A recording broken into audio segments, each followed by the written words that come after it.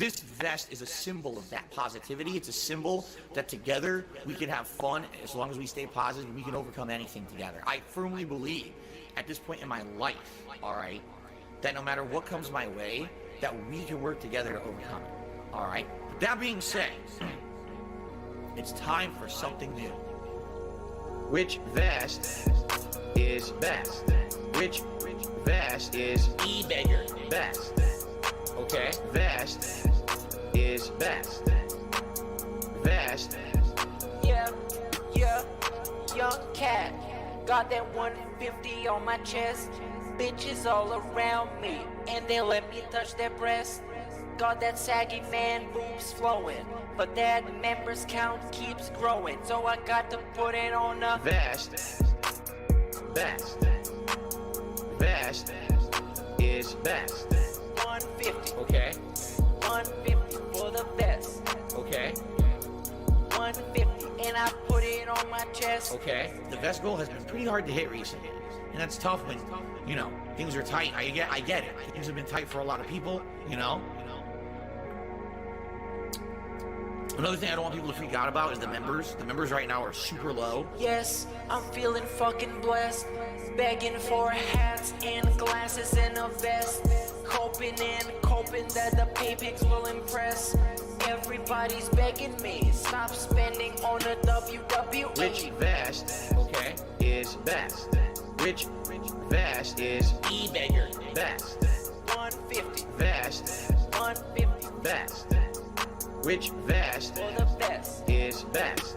Which 150, and I put it on my chest. Okay. Vest is best. Vest is best. Okay. Vest is best. 150. Vest is best. Vest is best.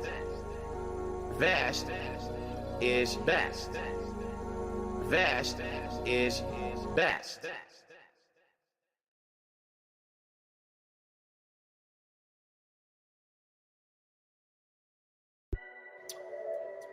Hello. This is Phil Burnell.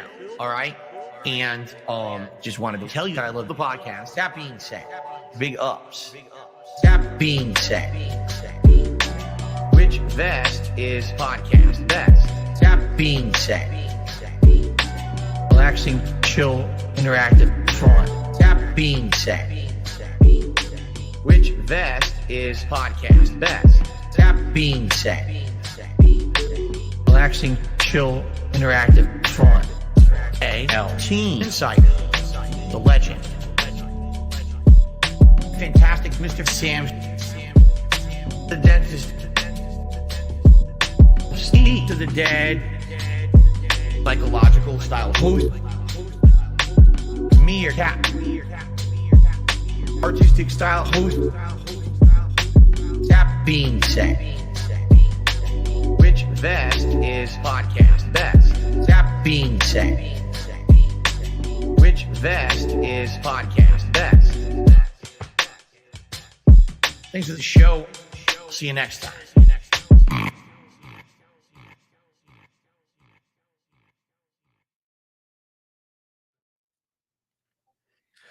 Welcome, everyone. We are back in action. That being said, podcast in the house. Thanks so much for your patience here. We've only gone a week, but it feels like a lot longer than that. And we are happy to be back. As usual, I've collected, assembled, grouped together these legends all around me. I'm going to start with our back behind the scenes style host today. He is of the medical field style job. His name is Sam. Please let everyone know. I know people don't worry about it, my friend. Why are you behind the scenes? What's going on? Let us know. Yes, hello everyone. I am here. I won't be saying much. I'm going to be behind the scenes style member today. Just making things work. I've not been very well over the last couple of days. A bit of an upset stomach. Let's just leave it at that. But yeah. All right, I hope you get better, Sam. Thanks so much for taking care of the behind the scenes stuff, because when you weren't here about 2 weeks ago, it was a true disaster stream. So thanks, my friend. With that being said, artistic style host, the writer, the creator, the MC of our new theme song, the legend, Meerkat, how you feeling, my friend? What's up, everybody? Welcome to the first ever. What was the name of this? The group think. Welcome. This is the Yes. thing. We're gonna explain how it works. Enjoy. I know we're late, and that's just how life is sometimes. You know. Yes, nothing we could do. Nothing we could do. And by the way, guys, it's scheduled for 4:15 because I'm planning on playing a little bit of music. That's why it doesn't start at 4:15. I know it's a meme, so keep doing it, but that's why it's 4:15. We're supposed to start at 4:30. But anyways, we were late anyways. But anyways, Cerebral Style Legend next. Steve of the Dead video coming out, or is it already out? Let us know about the video, please. It's uploaded. It's currently processing. So I've got like 2 processing at the moment. Okay. I think the other one's just stuck on processing HD version. So I'm trying again with another one. But You yeah, should, it's on its way. You should make that in parts as well. So it should be the Champions Reveal Part 3, Part 1, 2, and 3. It should be like a series. Yeah. I thought about doing 600 shorts just to get it out. Oh, yeah, there you go. Every day a short, yeah. I hear that next year you'll be able to monetize them, so you better cash in on it in advance. Then go back, retroactively monetize all of them, put ads on all the shorts. Phil's got to start doing shorts again when that happens. You know that. Oh, you can monetize? Okay. Here's the schedule again, guys. But anyways, real quick. Juice has to come over here. It's okay. Just go under. They'll go under or they'll watch you. She's under the desk right now, guys. Nothing crazy happened though so far. She's picking something up. I'll give you the updates. Anyways, this week in reports, 3 shorts dropped this week. By the way, an epic week in Shortland. First, we had the one about fishing, I believe, and then we had the one that Sam dropped about Oblivion conversation NPC, which is awesome. And then I just dropped a Bustin 2 days ago. That was so check those out if you haven't. One thing someone had a comment I thought it was so beautiful, and it was that. That being said, is like overpowered, right? Because we have 4 dudes and we're all kind of adding something special, and we can go from this beautifully nuanced, edited short of the Oblivion NPC done by Sam. And then we go to mine, which is like just bukkake of every effect possible. It's just like every possible effect I could find. I was like, all right, I'm using it. All right, that's cool. That's cool. It was like a great contrast. So I thought it was a good comment somebody said. So thanks so much for all that. But as you can see, name of the show now has changed to The Group Think. And this is us really owning the meme. Owning the meme. I mean, people have been saying this for years. The Group Think. So I said, let's own it. Right, guys? So now we're going to be The Group Think. And the real reason we did that is because phoning it in doesn't work if you don't have people actually phoning it in. And so that is my announcement here saying that we are going to a messages only style. It's not a call-in show anymore, a messages style show. Steve, this seems to be, you're kind of good with this kind of naming conventions. Go ahead. What kind of style show is this, please? Well, it was Meerkat's name. Like you said, we wanted a name that owned the meme. Meerkat came up with The Group Think, and I automatically approve. It's brilliant. It's genius. Yes. So, yeah. It's just because we were getting swamped, weren't we? We were getting further and further behind with messages. So, yeah. And to keep the style of the show, keep the standards of the show higher, we thought it might be better to kind of just go with the messages. Then we can enter a world where we can kind of see, okay, this message isn't so good. We won't do this one. This message is too kind of not on what the current topic is. We can kind of say bye to those. Of course, our goal is we play as many as we can, but it kind of gives a little more handle on what the show is like. Go ahead, Meerkat. At some point, we did kind of get overwhelmed with the amount of people that would want to call in and would just sit in the Discord throughout the entire show and never get the chance because we were limited on time. Mm-hmm. So we wanted to make it so everybody kind of has a fair ground to send in a message that is exactly like whatever, like a minute or whatever long. Yeah. And they get to send in their question, their comment, and we would go through them. Yeah. So and I it think would feel more fair. It stops us from like, the calls were awesome, right? I'd really like talking to people, but sometimes we would talk to one person for like 15 minutes. And I was like, so it's fun, but it's kind of like, it hurts everyone else because they're waiting another 45 minutes for their turn to come up. It kind of wasn't good. But go ahead, Steve. I was just about to say, it really sucks to be like the person sitting there for like 2 hours waiting to talk and then they can't because we've run out of time. So yeah, at least this way it's fairer. Everybody that submits a message will go through as many as we can. Mm-hmm. So, and of course, messages always open. So all those callers that I just said I thought were awesome, please leave messages because I want to hear from you still. Doesn't mean we don't want to hear from you. Yeah. For sure, so. Except the dinner one. We don't want to hear about this one. yeah, dinner. Instant ban. We made that new rule. Lean in. Any questions of dinner. So just keep that in mind. I'm talking to one person. Payday is fine. Yeah, payday. Payday jokes are fine, but the dinner. Right. Yeah. So one more business style announcement. We are approaching somehow so quickly a 2,000 subscriber milestone. And for that, we want to have a special event, right? And I think this is my idea. And I think we all kind of agreed on it, but I want to make sure, see what the chat thinks is possible.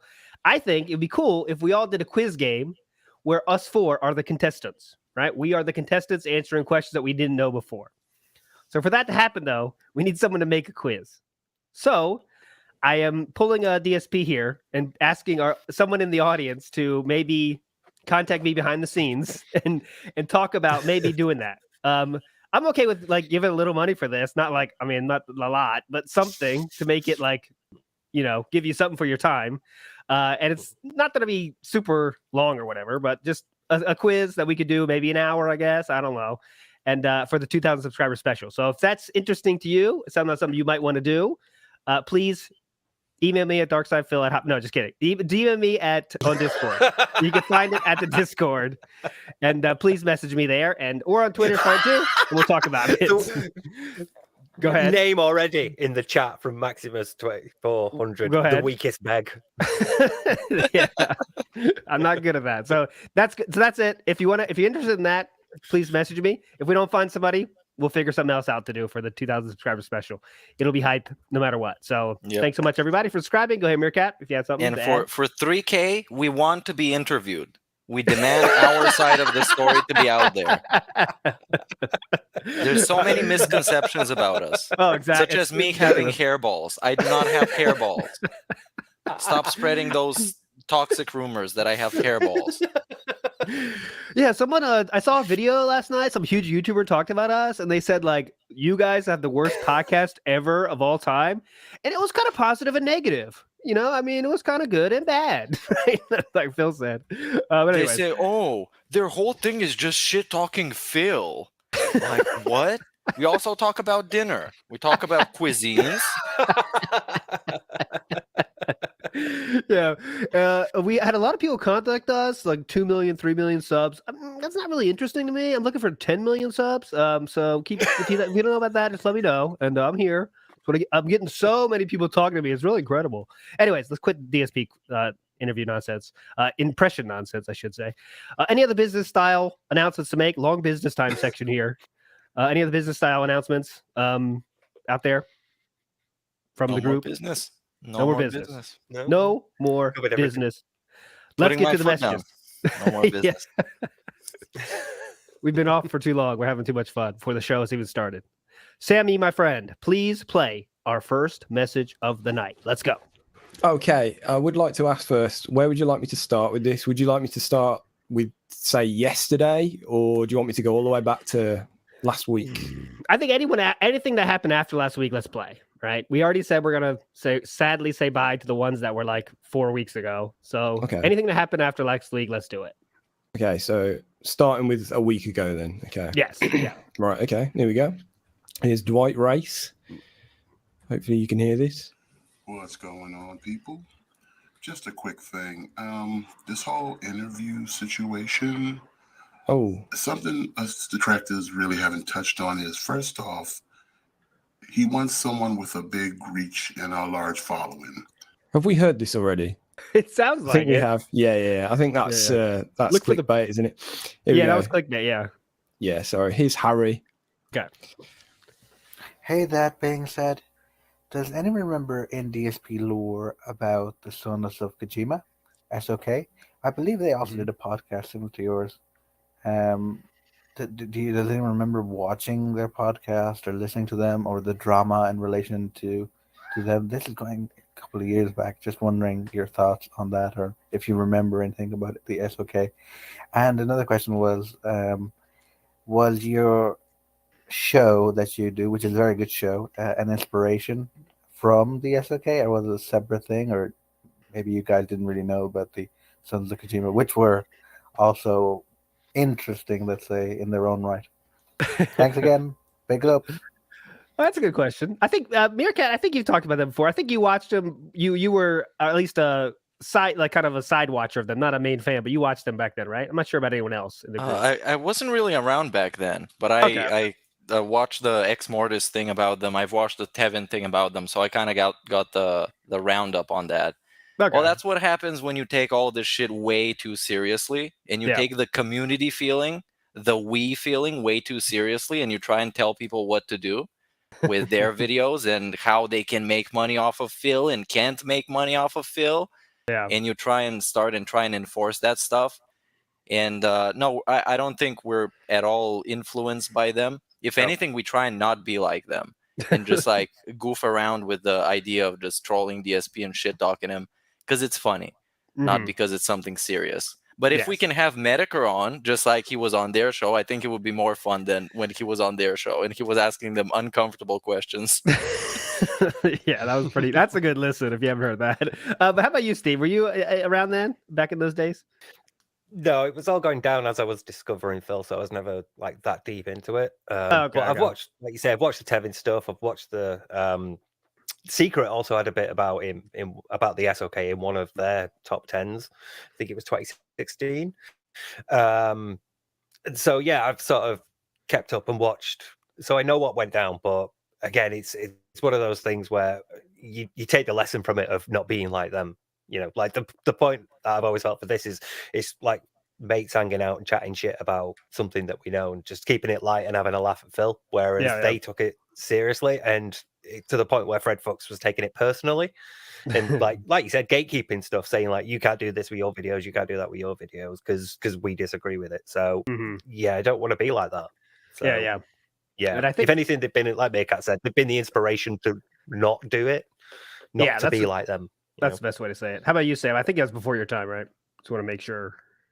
Yeah, before my time, I'm afraid. I actually don't recall too much about what happened with them either, to be honest. Yeah. It's kind of like that nonsense. The one thing I liked about SOK, because I did listen back then, I wasn't like a regular listener, but they did some of those, they did Let's Endures, right? That was my favorite thing they did, is when they'd watch it, This Is How You Don't Play Together, and like, basically it was just like another, you're laughing with them too, that was kind of it. Whenever they do this kind of normal podcast, there's like 15 people in the show. It got to be too much for me. That's what I was kind of like.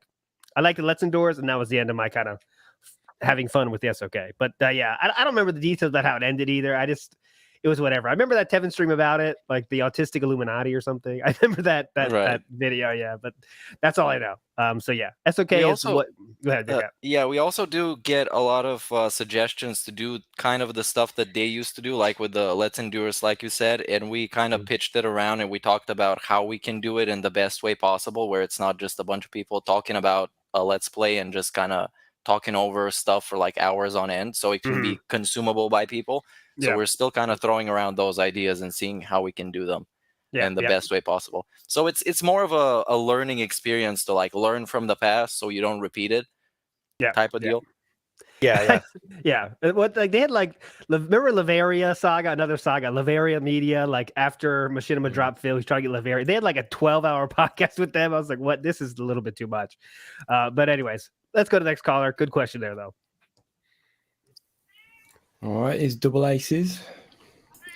Hey guys, I got a fun question here. If you made a movie based off of DSP's career as a streamer, who would you cast as the main character? Who do you think could best capture the essence of our boy Phil? My pick would be Danny McBride, but I'm curious to hear your guys' picks. Was that Tom Cruise? I think it was. Okay, we've got that question before, and Danny McBride, I don't think we've heard that before. That's a good choice. Any other new choices here? I know we've heard the classics, Steven Seagal, but any other choices out there that we weren't willing to share? There was this movie that Nicolas Cage came up with, The Unbearable Weight of Massive Talent, that was about him being incredibly talented as an actor. It came out like last year. It was a great movie. Very self-aware, as you might assume. So I would figure it would be something like that. If we can get Nicolas Cage to play DSP with like a fake goatee, that would be incredible. That would be some content. So Steve, anything to add there? Any crazy no, mine is eternally Steven Seagal. There's just so many similarities between him and DSP. It's unreal. Mine is actually always going to stay that Aladdin character from the movie. That's very, what's his name? I ever forget his name. That little dude, Hazim. What's his name? I can't remember it. You know, I brought up last time we had this question. It's the kind of helper guy for Jafar. I don't know if you guys remember the Aladdin movie. Derek, you have any facts? Please share. The helper Jafar. Helper, yeah. What's his name? Jafar helper. Anyways, I give up. It's not worth it. Someone in chat's gonna know it. But yeah, that's who I think should be it. But let's go to the next message, please, Sam. Okay, is Fiskas? Hey, that being said, podcast, Fiskas back. Keep up the good work. Shout out to you and all my fellow detractors and trolls. Inspired by a gentleman that on one of the previous shows did his interpretation, his artistic interpretation of Phil busting. I would like to give to you my interpretation of Phil on one of his Feasting with the Kings, or with the King. So here we go.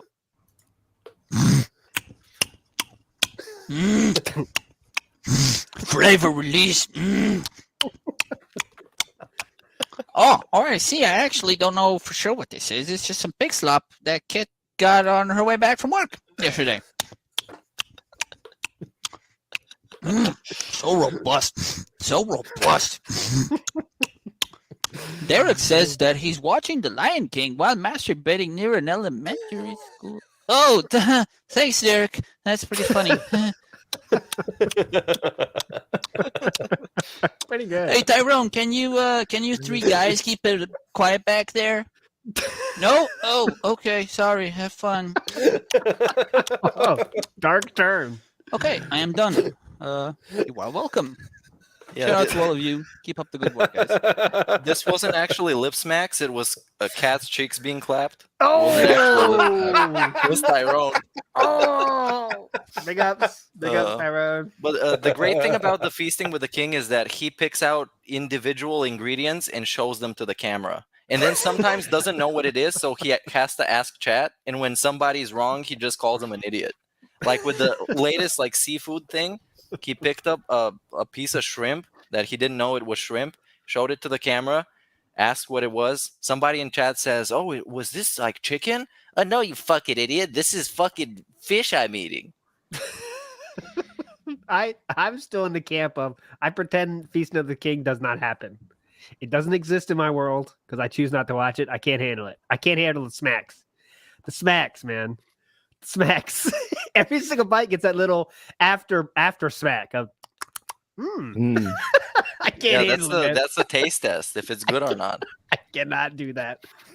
Yeah, I wouldn't want to watch it live. I wouldn't want to watch the whole thing like unedited, but I must admit I do get a sick satisfaction from watching is it Dick stroking Phil vlogs or Ann Lee or someone when they do the supercuts? Like it's perfect. Chipmunk, you know, it sounds like a chipmunk. All right, whatever. Next call. That was Fiskas. That was before we move on. I am deeply offended by Nuttifer's Mind, who's just said that I should play Phil in the movie. I am upset. Well, you played Phil in the Halloween special, so you're asking for it at this point. True. I am remember, offended. Call back to the first Chew episode I did with Chew. She said, "Well, you're kind of similar to Phil." I was like, "What? In what way? Tell me what way." I got it a lot. Like in my first couple of videos, I got it a lot, and then I told my brother about it, and he's like, "Well, as your brother, I'm really offended by this." So, I think me and you, Steve, have the only thing we have in common with Phil is the skin tone. I think we do have similar skin tones. I need to change my lighting then. Yeah, I can't hide from the white skin. That's for sure. Lighting, yeah. The zombified skin. But anyways, all right, next call, please. Okay. Hey guys, I was really hoping you guys could help me with my car. When I turn the key, it sounds like and so like I checked the tire on the front and it was at 15. So I was thinking, 15 is more than 0, so it's probably okay. So then I checked the other side of the tire and it was at 20. And so I'm thinking that's more than 15, so that's okay. So then I popped the hood, and inside the hood were all these like wire, like you wouldn't even believe, like the wires all around it. And I think they were connected to stuff like a carburetor. And so anyway, I can't get my car started. I took it to a mechanic. He said it's going to be probably anywhere between $10,000 and $25,000. Something about an oil plug and exhaust samples. I don't know, guys. I was hoping I could get some. Advice. Well, Damn. your problem is that you put your car in park mode. That's the problem. Take it out of park mode, put it in drive mode, and then it's gonna be able to be driven. He got that so perfect. When he goes through every just call step. your dad. Yeah, call your dad. Tell me he's down here. In 2 years, you can take care of it. The best part is going to each tire. Like the key that opens the door to your car, you can also, like behind the wheel, there's a bit where you could put that key and then turn it. You know, this is a strat, right? This is a strategy for people who have cars. Not everybody knows this, right? And then you turn it, and then the engine should start. Seems like the battery has gone out. Go out, pick up a bunch of AAA batteries, plug them in. It's gonna work. I promise. Plug it into the bit where you charge your PS5 and Xbox controllers. It should work like that. Get a really long USB cable. USB-C? Who uses USB-C? Isn't it amazing? Go ahead, Steve. Sam.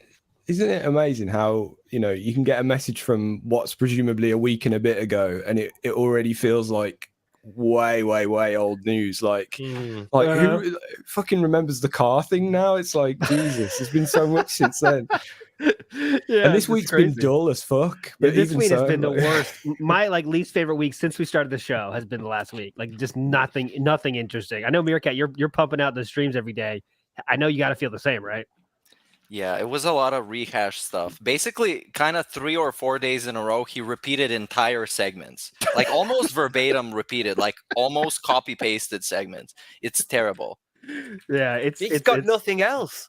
That's it's like when you take away the begging, he's got nothing else. This is what you get. That's how much of a part of his content it is.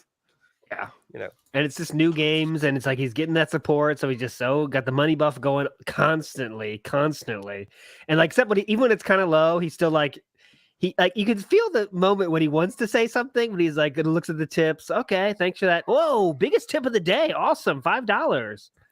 All right, let's get back to the game. You know, it's like he's really fighting it. That's the only cool part is watching him fight it. Watching the strain. That's the thing. You have to watch like what he's not saying and the bits where he's like, oh, at this point, I would. Really trying to keep a lid on it. Yeah, see him struggling. He had this great reverse psychology segment the other night where he was like, guys, don't tip me. Don't donate to this stream. Let's see what the fucking trolls are going to say now. No, there you go. You're fucking begging. He does all of his content is about the trolls. It's what are the trolls going to think? Yeah. So good. More than money, I think it's more about trolls. That's all he talks about. And remember, he says the best thing to do is ignore them. But every single thing is about how the trolls' reaction, the group think. That's why the name of the show, because we all think the same. This, by the way, is your weekly reminder of how you're supposed to think. So whatever we think, that's what we all think. Remember that. So keep that in mind, guys. Yeah. So all right, let's go. Next message, please. All right. Hey guys, 2D2 Will here. And back in the day in 2016 and early 2017, I used to track Phil's views on YouTube. And due to recent events, I felt inspired to do it again. So to give you a point of reference, in 2016, for the whole year, Phil on average got 2.2 million views per month on DSP gaming alone. And of those views, about 52% of them were from new videos uploaded that year. Now, for comparison, in the month of October of 2022, Phil has only earned 694,000 views this month, and only about 32.3, less than a third, are from videos uploaded in the month of October. So it's been a very sharp decline. He's been relying even more on his older content, but even then, that older content is not bringing in the views that he used to.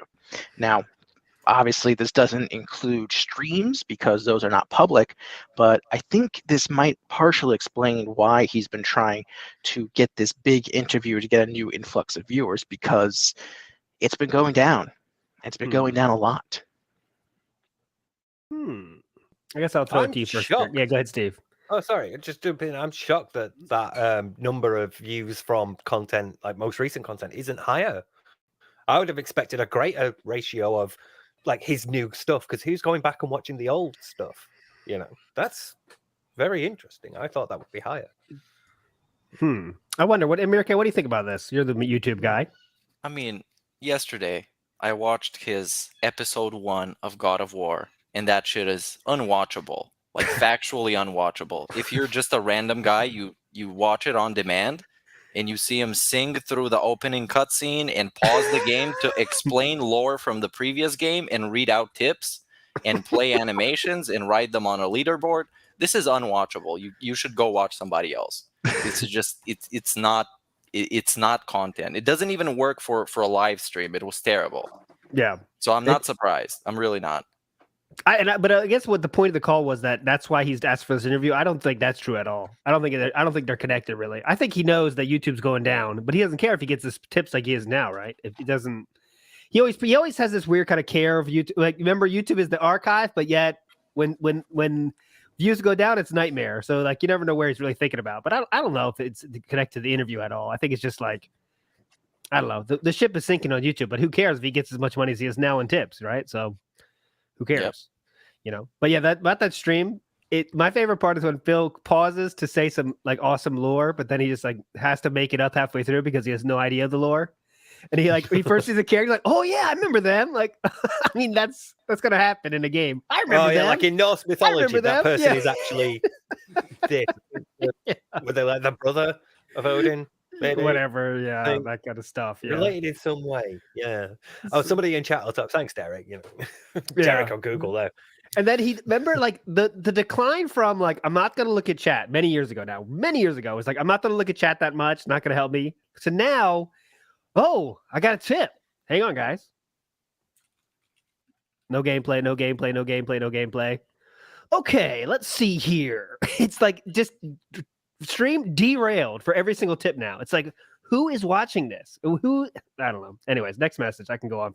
I don't want to go on too long about that. I get riled up here. Go ahead, Sam. It's specifically curated for that particular audience. We don't understand that sort of thing. Oh, we got a tip. Hang on. Go ahead. Okay, someone's enjoying that. Anyway, here's Ben. Hey, that being said, podcast. I was just wondering what the panel's theories are as to why DSP has started over-enunciating T's in every single word he says. My theory is that he has been bullied by Kat, because I could just picture them sitting around the table and DSP being like, Kat, can you pass the butter? And Kat being like, what's butter? It's butter. And then over time, that's slowly melting DSP's brain even further. Love the podcast. Thanks. Good stuff. Any comments about the Twitter and there's a concerted effort. That's my favorite too. Concerted effort. His mouth doesn't work. I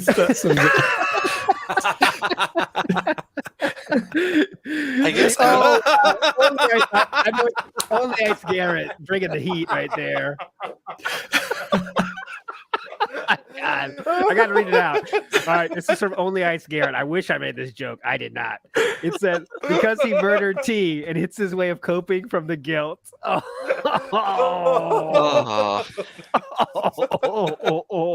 Savage.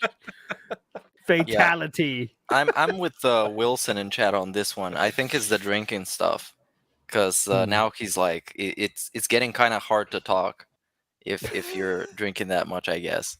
And it's something that, because back in the day he wasn't having that problem. He was pretty clearly speaking, and nowadays it's kind of hard for him to even like enunciate stuff properly.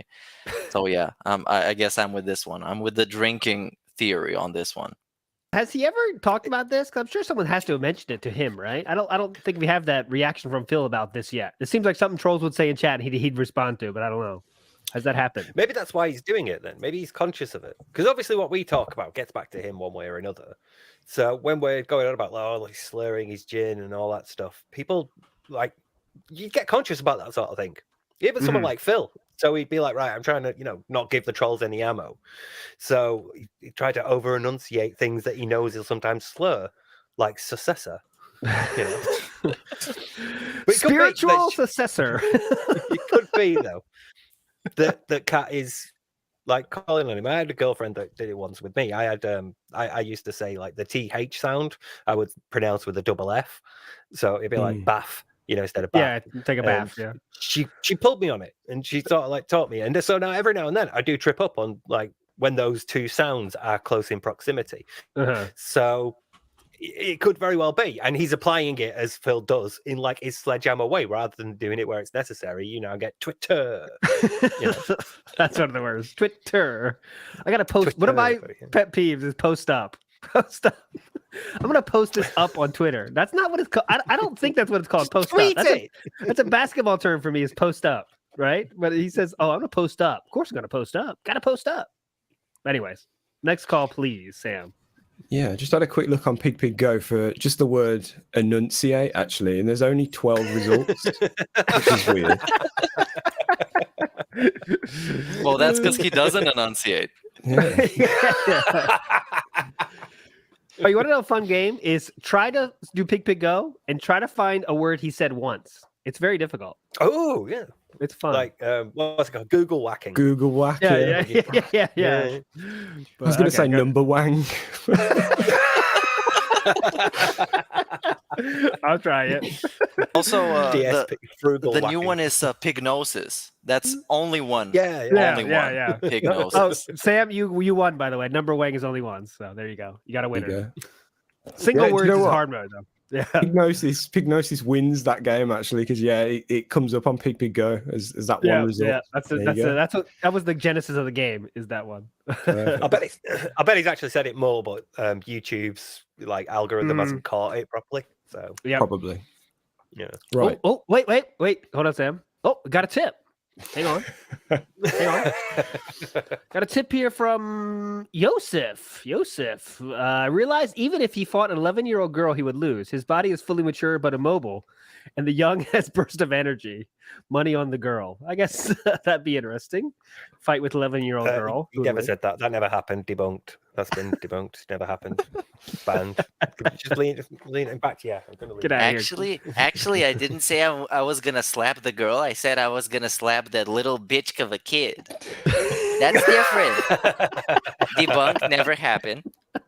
What was his logic there too? Is like, why do you have a gaming PC when you're a kid or whatever? I was like, so weird. Like, anyway, I did. Yeah. Whatever. Yeah. What's wrong with this picture? That's what he says. Yeah. What's wrong with this picture? What is that your comeback? Is that a comeback? I don't know. It's all he's got. He can't even like win a battle of wits against an 11-year-old girl. Ready for the next one? Yep. Here's John. Hey guys, I wanted to get your take on a question that I've been wrestling with lately. You know how Phil likes mobile games? Well, can we consider his stream to be a mobile game in its own right? I think there are more than a few similarities, and I think they're more than skin deep. First and foremost, the intended audience for his stream is a handful of whales. Secondly, Phil goes on to pepper these whales with constant reminders and notifications, like on Twitter, to spend money on his stream.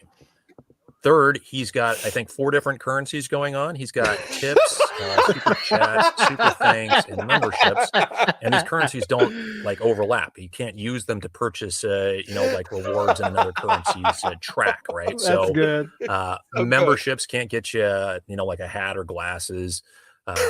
Tips can't be used to satisfy membership goals, and super chats and super thanks can't be used to pay bills. And then finally, I think the biggest similarity here, Phil's stream is pay to win, right? I mean, like that's the only reason anybody's spending money on this is so they get the overwhelming satisfaction of dunking on the detractors. Anyway, love to hear your take on it. Bye. That was awesome. Yeah, that was awesome. Oh, brilliant. ALT's already thinking, how can I turn this into a short? I know, God, I'm so messed up right now. My mind's not right. I've got to get out of this. Like, I got to make shorts feeling like I never edited videos. Now I'm like addicted, man. I got to get out of this. Like, that's a good idea. Well, that's a good idea. They're not good ideas. Gotta fit style in here somewhere. Yeah, I need a style short for sure. But yeah, that was an amazing call, dude. That was incredible. And I wasn't sure when it started, but it got there fast with that all different currencies comment. That was awesome. This was something, if you remember back in the day when we used to put our ideas for topics in a Google Doc, it was one of the ones that I put in, is like how DSP applies what he's learned from mobile games to his own stream. And this message encapsulates all of those things because it's exactly like in a mobile game. Takes advantage of your FOMO, takes advantage of all the multiple currencies that are used for different stuff. And it's exactly the same. And it works on the whales as well. And he is, just like mobile games, supported by whales. The small tips, they don't really matter. Like, he calls them a pittance. If he makes like $30 a stream from like $5 tips, that's basically nothing. Yep. It's all about the whales make most of the money. Obviously, for Phil, that's never been more true. Is it the whales are supporting everything, just like a lot of mobile games are like that. And man, great call. Great call. Anything else to add, Steve, or can we move on? Oh, just perfect logic. I can't argue with that. It's great call. It's a great message. Sorry, we're not calls anymore. Oh yeah, message. God, great message. Right, all American lolcow. Here we go. Here we go. Hey guys, this is just a more general lolcow question. Why are all of these lolcows Americans? You know, DSP. Boogie, Wings of Redemption, Review Tech USA, Low Tier God. Like, it just is such a source of shame to me that all of these people are Americans or they're products of America. Why are there no Dutch lolcows? Why are there no English lolcows? I don't know. America's an absurd place, so it kind of makes sense, but I'd love to get your thoughts. Thanks. That's a good question. As the only American here. I don't know if there's any reason for it, but I'd love to hear your guys' opinions. Let's go to our European style host, Meerkat, first. Right. I think there are plenty of European ones, like Dragon Lord. He's a very popular lolcow from Germany. But of course, he speaks in German, so it's kind of hard for the foreigners to tune in and milk the cow when they don't really get all that he's talking about. So the videos of him are basically videos with some captions and people explaining what he's saying. And if you go on Kiwi Farms, there's a whole entire board for the foreign lolcows. Okay. So there are plenty of them. And there's also a lot of Canadian ones. I don't know if that counts, but yeah, there's some Canadian lolcows as well. But yeah, I guess the American ones, kind of like the American Hollywood media, it's the most accessible and it's the easiest one to digest. And I guess that's why. I believe that. How about we ask from a British style host, Steve? I think there are, like Meerkat said, there are people in them respective countries, but I think the American ones are there's too many of them. Just by like sheer volume, most internet users are American. So, especially in the English speaking world and the English speaking internet, you got like people spread around the world that can speak English, but generally American, Canadian, British, and Australian. Those are the sort of four big English speaking like concentrations of that language. So Americans are going to outnumber the rest. So there's just going to look like most of them are. But yeah, I think there's a couple of English ones. I'd count Sargon and count Dankula as lolcows, I guess. But I don't know. If you want to quibble over terms, it might not be. But either way, there'll be people. Isn't Shani Canadian? Or am I wrong about that? I am I'm the opposite of knowledge of not lolcows. I don't know. But yeah, mainly Phil is my area of expertise. But I think the Foodie Beauty is Canadian. Yeah, that's as well. the one. That's the one. Yeah, that's the one I was thinking of. Foodie Beauty. So yeah, they're out there, but most of them will be American because most users of the internet are American. So numbers game. Yeah, I think a numbers game, not any kind of result of the culture. I don't think, but who knows? Yeah. Plus, like you've got to think that there can't be too many of them as well. Like You know, there's got to be. I mean, they've all. I don't know. It takes a unique set of circumstances, doesn't it, to make a lol cow? I guess. Yeah. And there can't be hundreds of them. Although I guess Kiwi Farms would probably prove me wrong. I mean, that picture that came out the other week with the that amazing "Where's Wally" thing, Waldo thing. Awesome. I learned that like some of the people that I've occasionally watched on YouTube are known as lol cows, and Meerkat tells me that there's many subtle levels of what is a lol cow and what isn't. So yeah. That's like, how do we define that? Is a kind of interesting question, right? Well, so I say like this is someone that you watch not for the content they make, but because they're unintentionally funny. That's what I think. Right. I think the definition is lol is you laugh at something, right? And a cow is something you milk. So it's somebody that you milk for laughs, but they don't know exactly why you're doing it. They're not self-aware enough to figure out their behavior, and they never change. So you can keep doing it like long term. Just like DSP. Like DSP is a very good example because he lacks self-awareness, even though he thinks he has it. But he has his whole career being milked for laughs by people, and he's still not aware exactly why. And on that point, when lolcows pretend to be self-aware, it is the most cringe shit on the universe. You want to die. Like Boogie stuff when he starts talking about like he's like, oh yeah, I'm going OnlyFans, guys. It's so funny, right? Ha ha ha. It's like, oh god, that's the worst. And how's that going? I don't even know. Yeah, and when somebody like fake self-awareness like Boogie, it's just not funny anymore. It's not like a lolcow. It's like the milk has been tainted.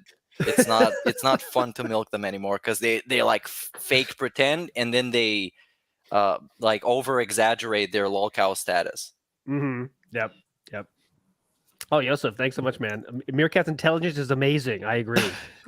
English is universal as a whole, and even when I travel, USA channels are always there. Yeah, that's true. Most humans are flawed. That's true. Good point as well. Thanks so much, Yosef. You're a legend. Go ahead, Sam. I guess we're ready for the next one. Well, are we? It's Kaiser. So fuck. Get ready. Get ready to lean. I'm ready. There you go. Hello, sirs. Now, before you guys tell me what you had for lunch, I just wanted to quickly touch on something that happened on the Begoween stream. Phil said that he originally didn't want to dress up as Karen Masters from Street Bagger, but as Ryu from Street Fighter, but he couldn't find any place to buy the costume. Now, if you need any more proof that Phil is at least one standard deviation below average IQ, this would be it. I mean, Ryu's costume has to be one of the easiest video game character costumes to make yourself from just like random things you buy on the internet. All you need is a sleeveless karate gi, a red handband, a black martial arts belt, and red karate gloves. And that's it. That's all there is to it, bro. Come on. But I guess since it doesn't come in an overpriced set called Ryu costume, it was too hard for 62 IQ Burnell to figure out. I mean, his Ken costume also looked fucking terrible. Allegedly, like people on Kiwi Farms or on Twitter found that it cost $80. Yeah. And that fucking gi that came in that costume set looked like a fucking bathrobe. It made it seem like Phil dressed up as some suburban Karen who is just about to open a box of wine and watch the news on MSNBC. Miserable. Just miserable. All right, so you did ask what we ate for lunch. I'm going to add that to the banned list, to the banned words. Lunch is now added to the banned words list. So just keep that in mind. No, he said before I ask you what you before he asked. You actually didn't ask us. Okay. I'll let it go. You're on thin ice. You're on thin ice, guys. But yeah, that's a good comment. I mean, obviously, it just you know what Phil does. Went to Amazon. Halloween costumes, sort by price. Okay, we'll start with 50 and up, please, sir. I just looked for the best one. Has to be complete set because, like Kaiser said, he think he has time to make a costume. Get the fuck out of here. No way. It has to fit as well. Wasn't that the issue with the Ryu costumes? All he could find was small, so he had to go for Ken. But do you reckon he wears it like around the house? Like now that Halloween's done and he's got like this $80 gi, do you reckon he like throws it on with like pajamas, like a bathrobe or something? He's getting his money out of it, like. Well, he wears it at least like once a week on his designated shower day. as a background. Shower day, guys. It's jogging day. We talked about the Halloween costume a lot, but wow, it was something. We kind of forgot to say the 90s rock star wig that he took out of the trash to prove the trolls that they're wrong. Look, this is supposed to look like Kurt Cobain, and it make him look even worse because he didn't actually bother to make the wig look proper. He just slapped it on his head and expected to look like a 90s rock star, and he looked like a 90s soccer mom. And exact words were, "My hair looks Ken's hair looks exactly like this." That's what he said. Exactly words. Ken's hair looks exactly like this. Yep. I'm sure Super Blind Man agrees. It's exactly like that. We're not seeing things eye to eye, Super Blind Man. That's not for me. That's from Phil. Phil said that on Twitter. I would not say that. But I'm just saying, just let that out there. I don't think we're seeing things eye to eye here, Super Blind Man. You're not seeing what I'm seeing.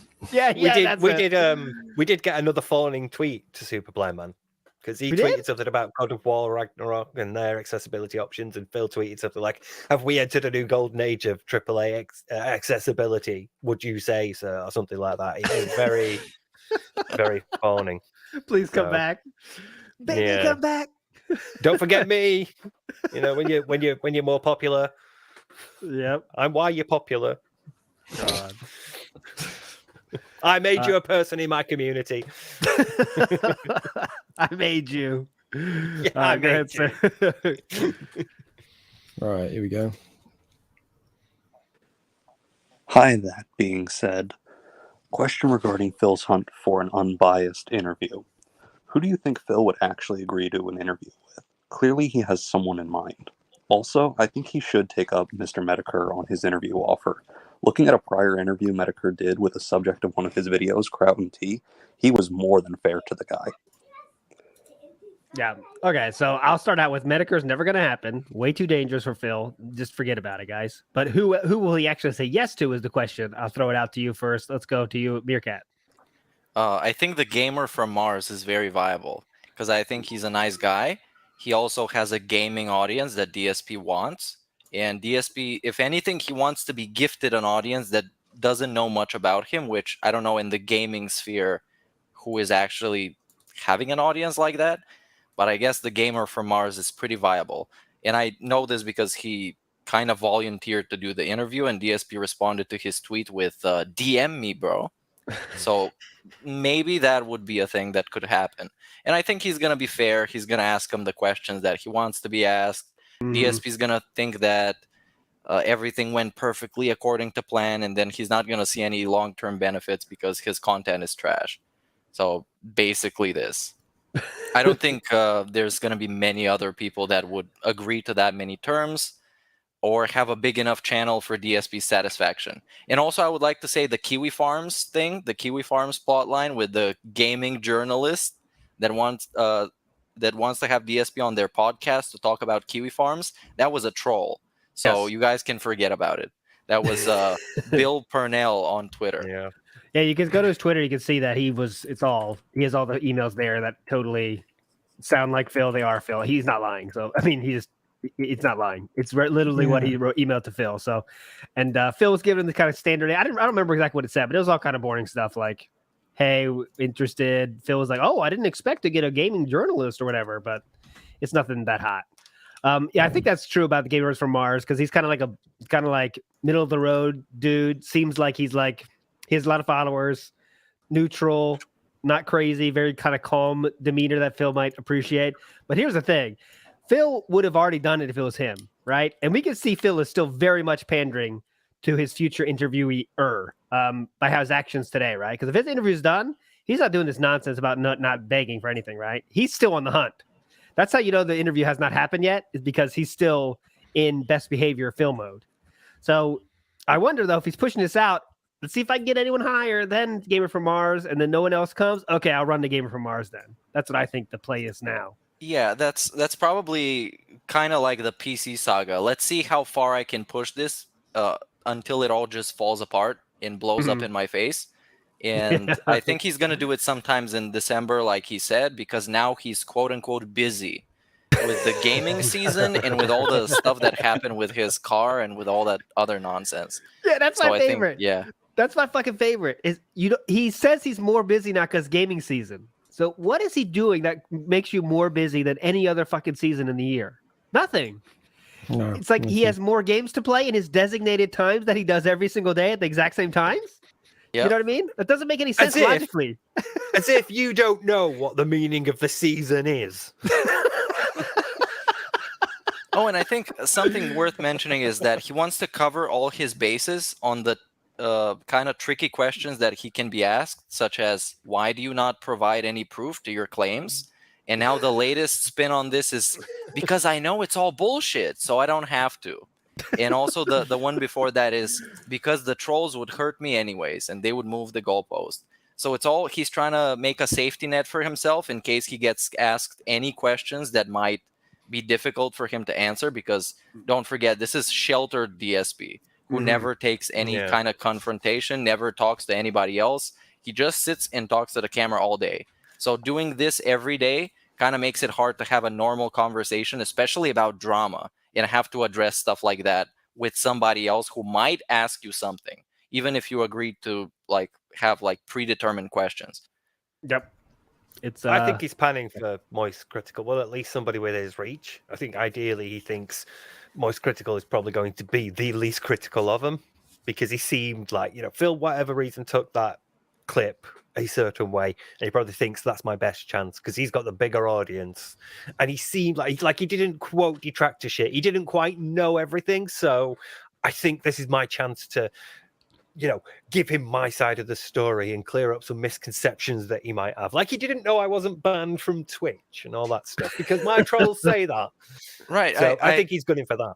I would agree to this, but I also beg to differ, because I think that 40-minute segment that he made about Critical was hoping that Critical would do kind of a corrections video on it. And he would sit there and watch the video of DSP debunking the misconceptions, and he would tell his audience, oh, you guys, Phil is actually a pretty cool guy. I correct my point about his brand being all made out of begging.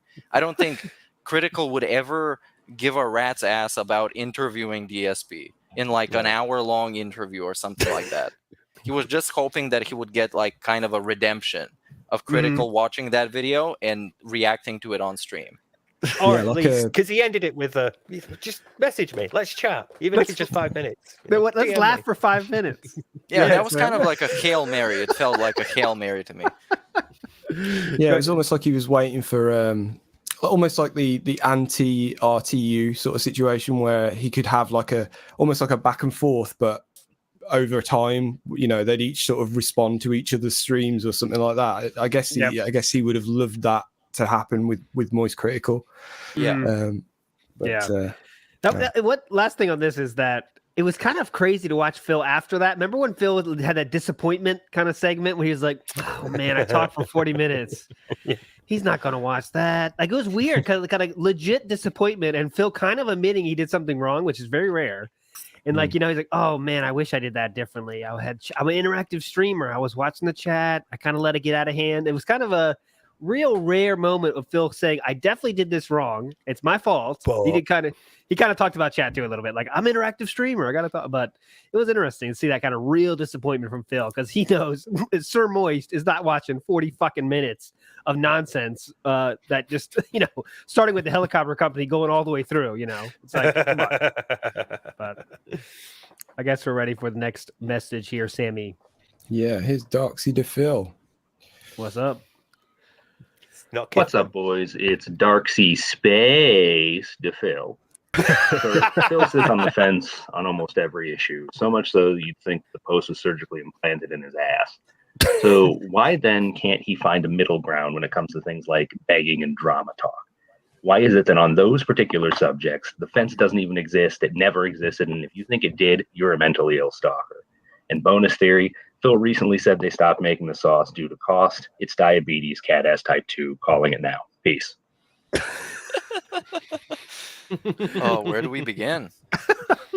I'll let you take it, Mirka. I didn't get the beginning that much about what the beginning part was. I got the diabetes section. But... What was up whose ass? The post. The post, The yeah. payday's in whose ass? The payday's in Steve's ass. It always is. Right. Go ahead. Yeah, As long I as people think keep on the contributing to the book fund. Sorry. on the fence setting issue, why it's so hard for him not to come to a middle ground is because he's incredibly impulsive. And you can see this in his spending habits as well, because everybody got this, right? You see something on Amazon or whatever, and you're like, do I need this? Oh, yeah, I need this. This could be cool. I need to buy a new keyboard, right? I deserve this, right?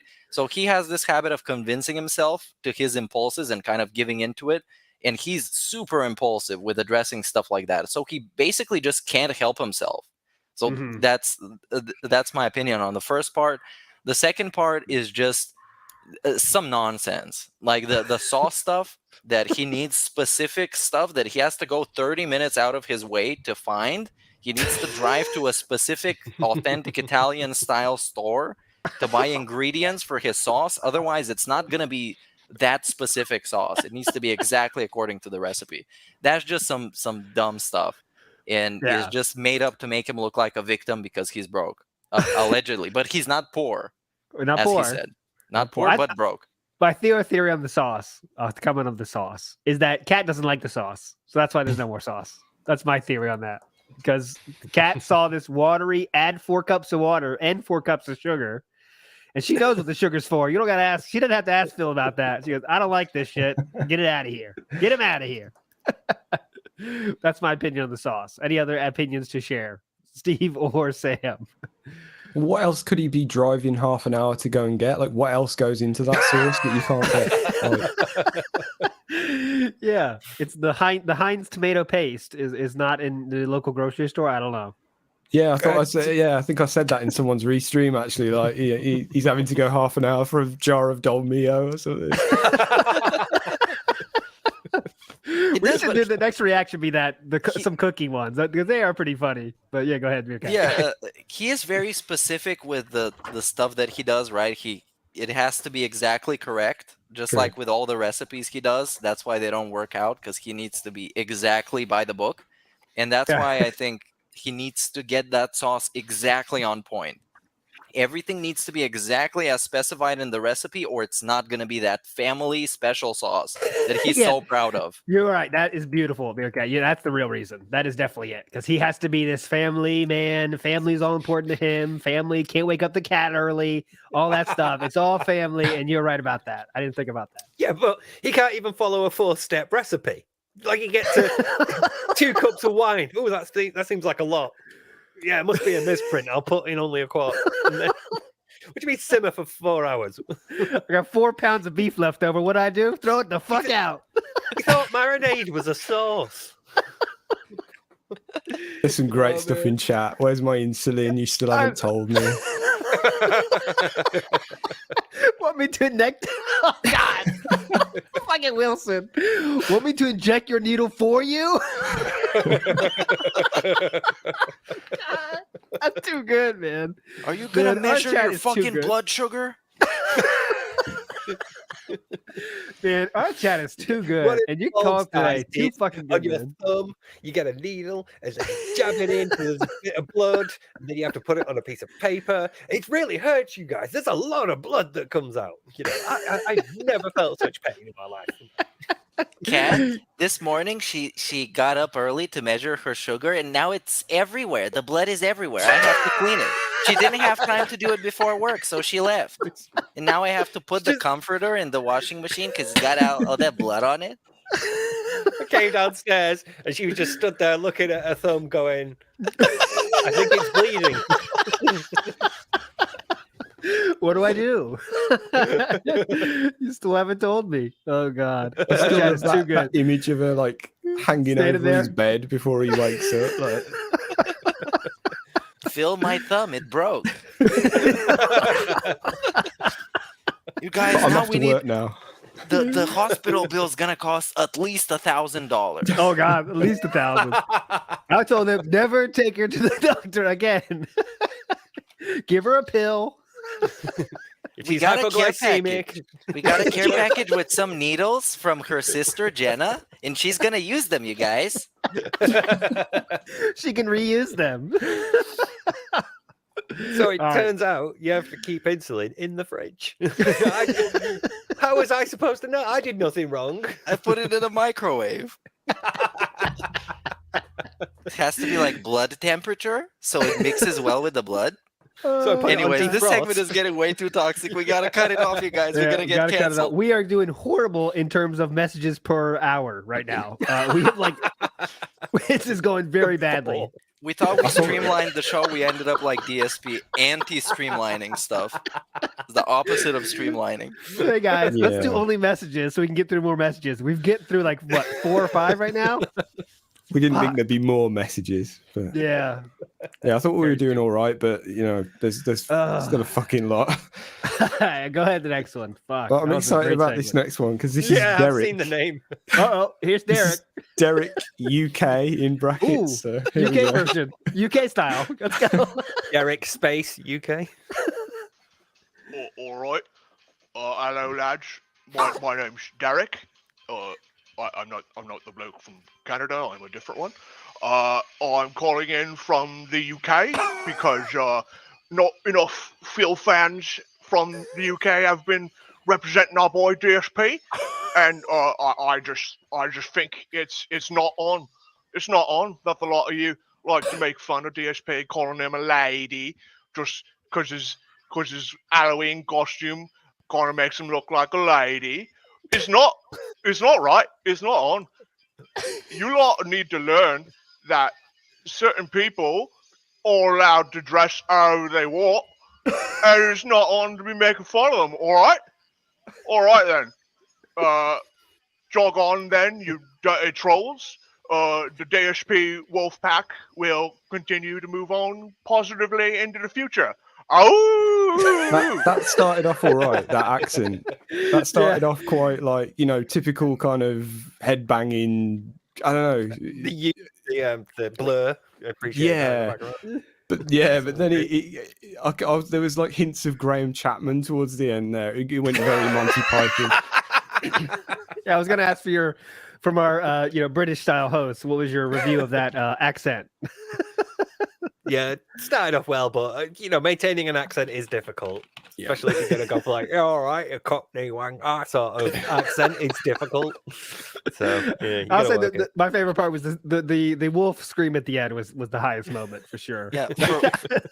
For one, I wasn't convinced this was actually the UK Derek. You guys feel free to disagree because there was a stunning lack of pop culture trivia about UK shows, which I'm very, very suspicious about. So I don't think this is actually UK Derek. I think someone is trying to troll and they're gonna get the lean in.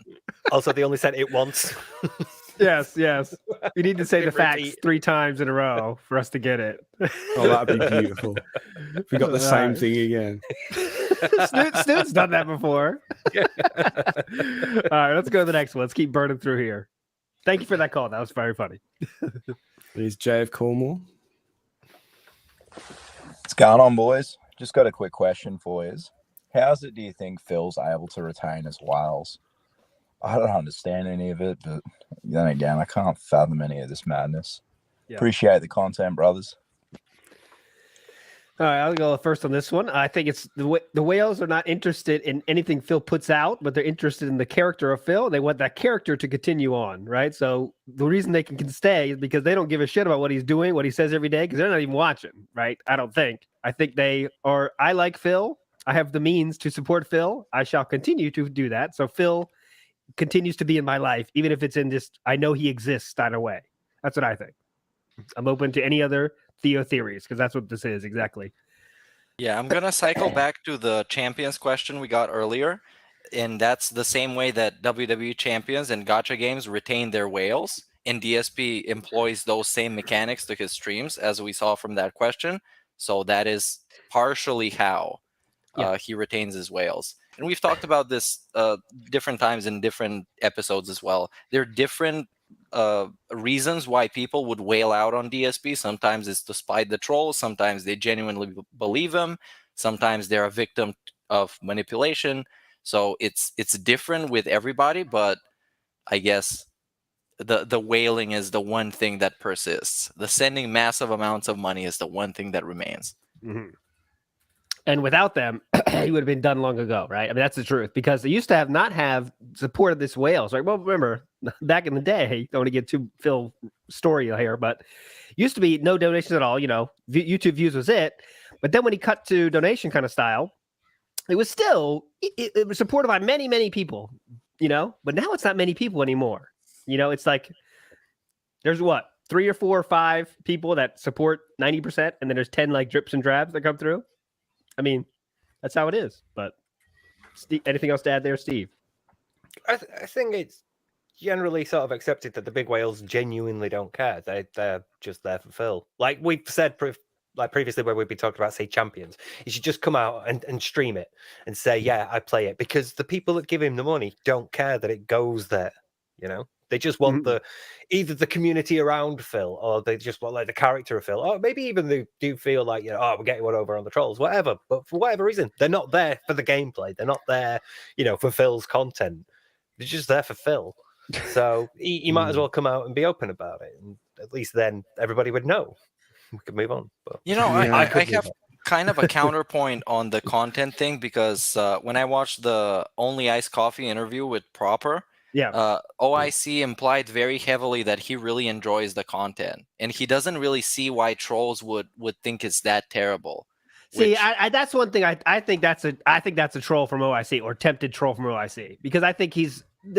I really, really cannot believe anyone watches Phil for the entertainment, like anyone average intelligence, right?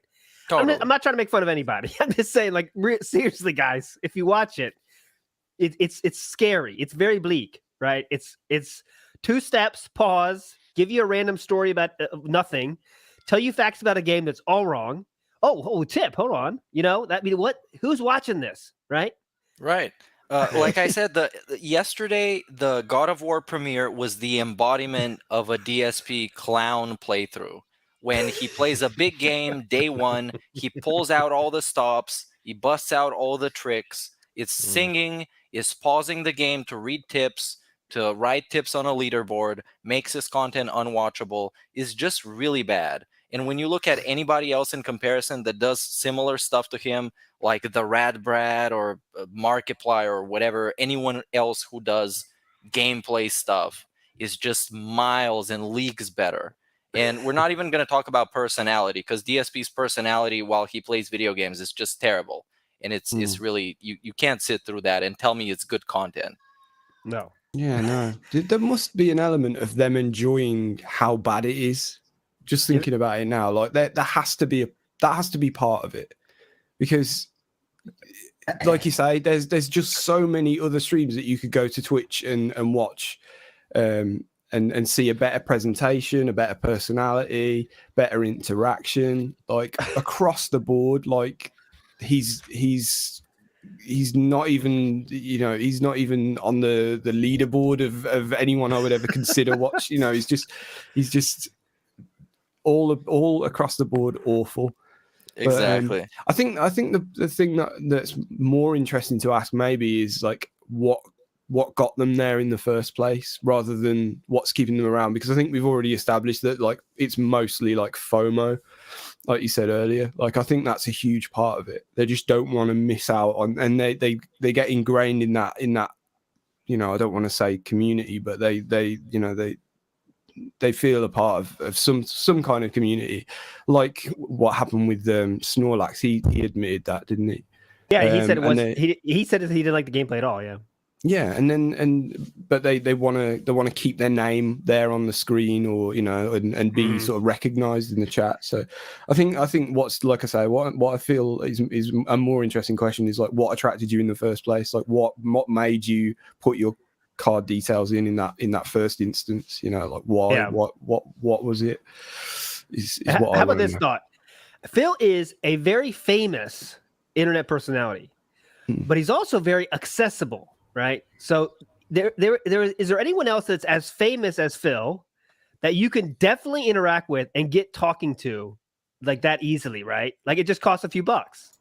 Like think about like you're Maximilian Dude. Right. OK, I want to talk. Pretend I love fighting games. I love Maximilian Dude. I want to talk. Like it's not that easy to get Maximilian Dude to talk right to me. Right.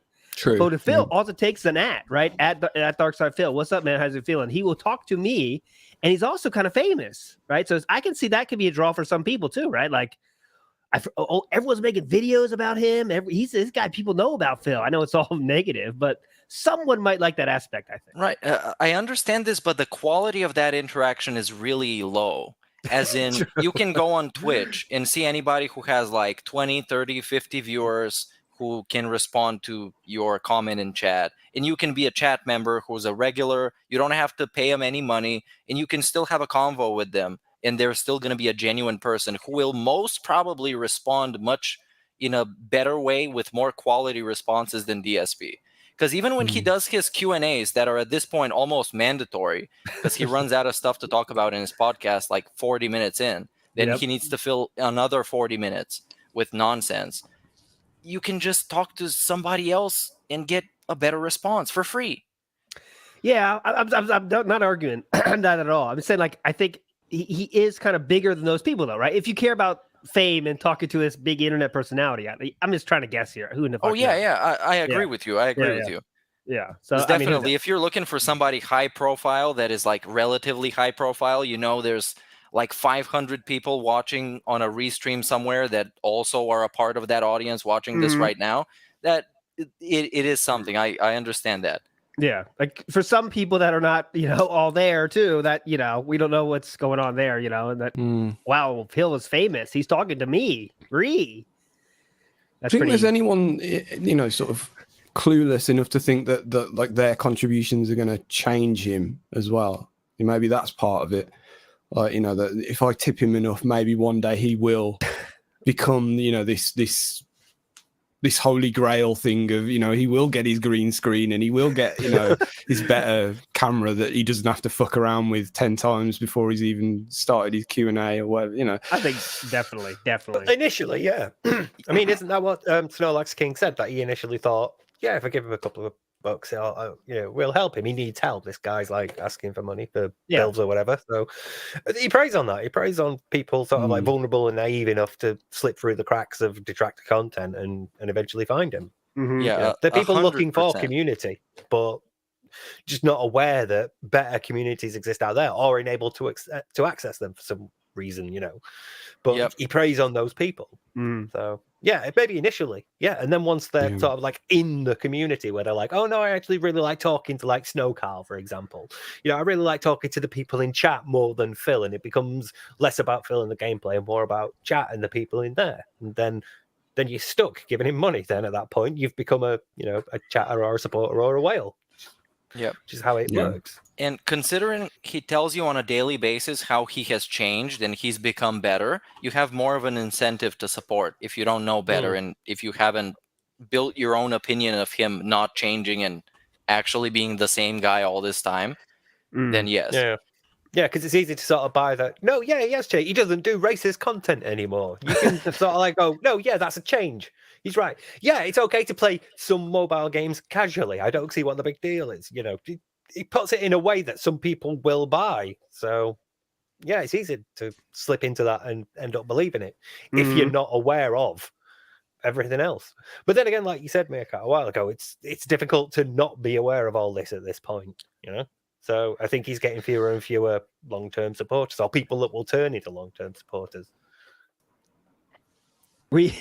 Instead of getting people to call, instead of people calling us and we talk to them for 10 minutes, now we get single messages and we talk for 10 minutes. So great planning on the show by my part. Not your fault. Not your fault. It's like we have like 15 messages literally left, and we it's really fun. I mean, it's good. I just wish we had more hours in the day. I'm saying. Yeah. It is a pretty good format though, because the people that want to say something get to send us a message and say everything they have to say, and then we get to respond in the amount of time that we figure that we have to respond in. Yeah, that's the beautiful thing. We can work on the fly. And of course, like all of our other stuff, this is going to evolve with time and it's going to change and it's hopefully going to become better. Yes. It's a lot of fun. I'll tell you that. I didn't do a show for a week and I was like, man, I wish we could do a show. I'll tell you. I'm proud. But all right, go ahead. Next one. Here we go. It's Big Guy. I just want to talk about how fucking weird Phil's gorging with the pig segments are. I don't know if anyone else noticed, but it was really apparent during the last episode, with the second try at the Vietnamese food, that Phil eats each entree one ingredient at a time. He never combines the ingredients. While gorging on the beef bowl, he tried the beef by itself, the cucumber by itself, the lettuce by itself, the carrots by themselves, peanuts by themselves, rice noodles by themselves, which he complained about being bland, onions by themselves with the quote, "I'm Italian, so I love onion," and the dipping sauce by itself. He never stirred the bowl of ingredients to mix up the flavors. He would just take giant clumps of noodles with nothing else and complain about how the only thing worth eating was the beef. I swear to God, this guy is from another planet. How does a 40-year-old man eat like this? He seriously tried lettuce by itself, with nothing on it, as part of his review. What was he expecting something made out of water and non-digestible plant matter to taste like? And a couple quotes from the Gorging with the Pig episode that I liked. He referred to Italian-style calamari. He also said, half of this noodle bowl is just noodles. And when he was describing the squid, he said, it has a weird consistency on it, like it's got a design. I love the big guy messages. The big guy messages make my day every time. I They're know, so man. good, He brings the heat. It's all factual and it's all good. It's all true, right? He always brings the heat. Factual facts. It's awesome. But Meerkat, please kind of comment on the ingredient separating, because I know you did it on your stream as well. Dude, yeah, the ingredient separating. And I pulled up a clip of Nick Ocado having a mukbang and how much more fun that is in comparison to DSP. Because, like, the dude is a lol cow, right? Nick, he's very big. He's a lol cow. He's sort of self-aware to the point where he can make a lot of money off of being a lol cow because he's self-aware enough to like weaponize this. Not in the way that Boogie is doing it. That shit is trash. But DSP, his weird showing everything to the camera individually, tasting it individually, is so bizarre. Like Big Guy said, this dude is from another planet. Just mix it all in. And with the sauce, because the sauce was separate, he dipped something in it, decided it was too intense, and he didn't like the sauce, so he ate the rest of it without the sauce that the sauce was supposed to go on top of. And he ate it from the Tupperware that it came from. Instead of putting it in a bowl and mixing it up like an actual dish, he decided to just go for it individually.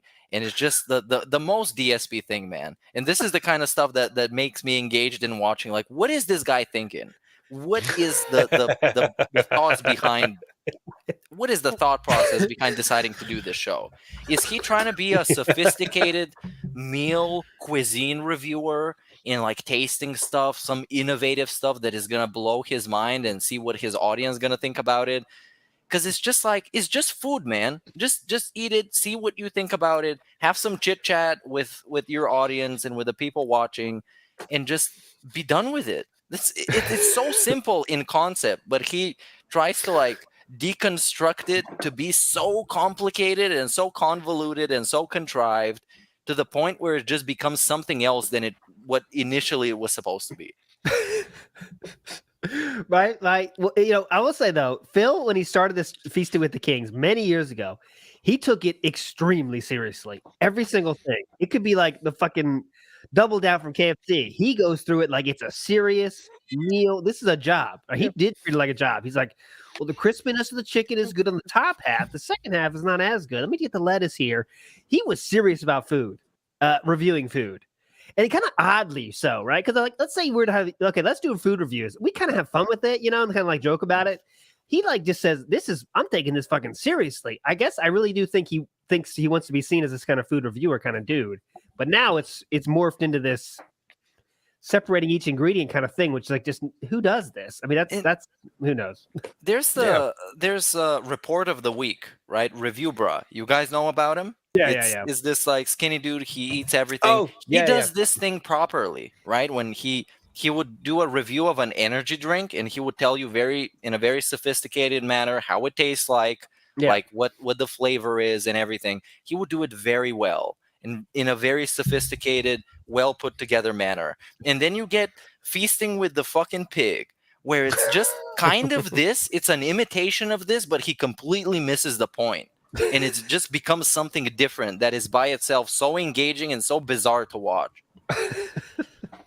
But yeah, that's what I think he genuinely thinks. That's what you do as a food reviewer. You sort of go through everything. You mention every ingredient, like, oh look, this chili tastes like this. Oh look, this pepper tastes like this. Oh look, this lettuce tastes like this. It's like, if you've ever seen anybody like eat at a restaurant to to review it, anyone from like your indie reviewers on YouTube to people who do it like Gordon Ramsay, they'll take a fucking huge spoonful of it. You take everything, because the whole point of food like that is that all the flavors work together. So you're supposed to take all of them at once and like have a good mix of things, because then you're like, oh, I can see how the flavors interact. I can see how like citrus flavor interacts with the fish to make it a better taste. It's just simple things like that. But no, he thinks like, I didn't mention how the lettuce tastes, you guys. Let me try it now. It's kind of bland. Tastes like lettuce, yeah. It's weird. Well, the like rice lettuce noodles. should. The rice noodles are bland too, guys. Watch out. Rice noodles are kind of bland, so just want to let you guys know that. The sauce. Oh, it's kind of intense. Tasted by itself. But think about that. If you all right, let's not get deep here. Anything else to add, Sam, before we move on, or next one? No, it's food talk. I don't do food talk really. Fair enough. Smart man. Right, Brad Burnian. Here we go. Hi everyone, Brad Burnian here, first time caller and / messenger. Simple question: can anyone recall anything Phil has said that he did not at some point in the future contradict? It could be as innocuous as you want. It could be like you said, his favorite color was blue 10 years ago, and recently you reiterated that. That's fine. I'll take that. That's fine. Anything at all. Cheers. Bye. Okay, that's an interesting question. I would say he used to be way easier to say favorites. He would say favorites before. Oh no, I'm not answering the question at all. He's contradicting. No, he doesn't do that anymore, so that's wrong. Something he has not contradicted. Ghostbusters being his favorite movie, maybe. Now he just doesn't like movies, does he? That's true. Because he sold all the Blu-rays, so he doesn't like movies anymore. I guess the one thing I would say is that he never did anything wrong. He did everything correct, except the mistakes he did. So he did contradict himself on that too. So I don't know, man. I don't know. Some of his backstory, right? What? Go ahead. Yeah, he's always had like a certificate of commendation just before he got fired. So management was stupid. Yeah, that's true. That's true. Oh, that whole story was great when he put in all those details of him talking to the CEO and the CEO saying like, "I see some potential in you. One day you're gonna be someone." And then the CEO leaves, and then he gets laid off. God damn, what is this luck?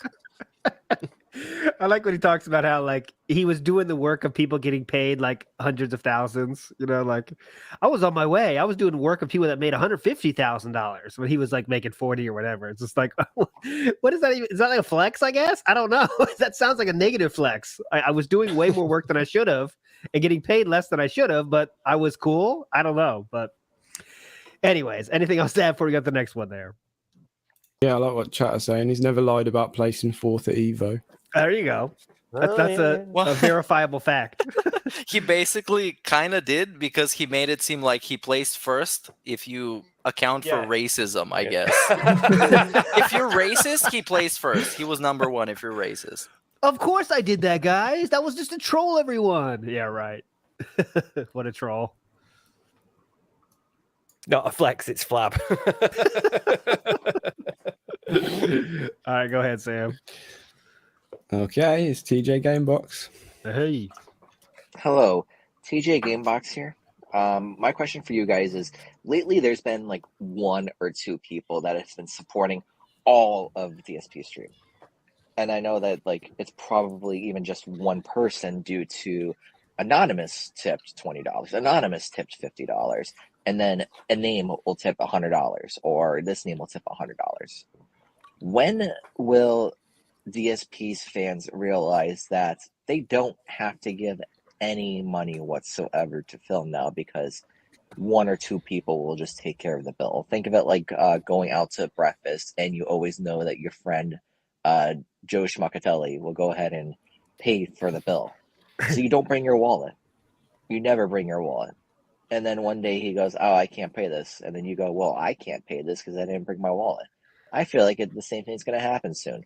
where they're going to realize that they don't have to support Phil because someone's going to give all the money right away. And then later on in the future, they don't have the money and they're just sitting there floating around. All right. Also, newest character in WWE Champions is Bret Hart, but in the Hart Foundation with Jim Neidhart. All right. Have fun, guys. Hell yeah. Like that. Wait, how many stars? Yeah, How many on, stars? On brand, update at the end. I like that, TJ. That was cool. Have to get the WWE Champions news out too. That's kind of his thing. That was kind of cool. But the question though was, about shit. Mirka, I'll let you handle it. Well, where are they gonna? When is the silent majority gonna notice that? There's nobody to cash in the whale bail. Somebody coined that term. I love that term, the whale That's bail. great. Yeah, when somebody drops a massive tip to save a stream, where it does happen on the night streams a lot. I've noticed where it's just he kind of keeps waiting for somebody to drop that big contribution, and it doesn't really happen. So it kind of leaves him confused a little bit. But then those people, they don't really have to care about who's going to donate to DSP. That's kind of the whole thing, where you don't really have to care about who's going to give him the money because the content is free. It's like TJ said, when you go to a restaurant, but imagine that restaurant is free and you don't actually have to pay. That changes things a lot. So you don't have to actually bring your wallet. You can just eat for free, and then it's perfectly okay. So once they realize that nobody actually has to pay for this shit to keep going, then the whales don't really have much of an incentive to keep whaling. Yeah, I think it's already happening too. I mean, there's way less people that give money now than there ever has been. Just fewer people give more. So they don't. Who needs it? But it's been that way for ages. Yeah, true. Sorry, Sam.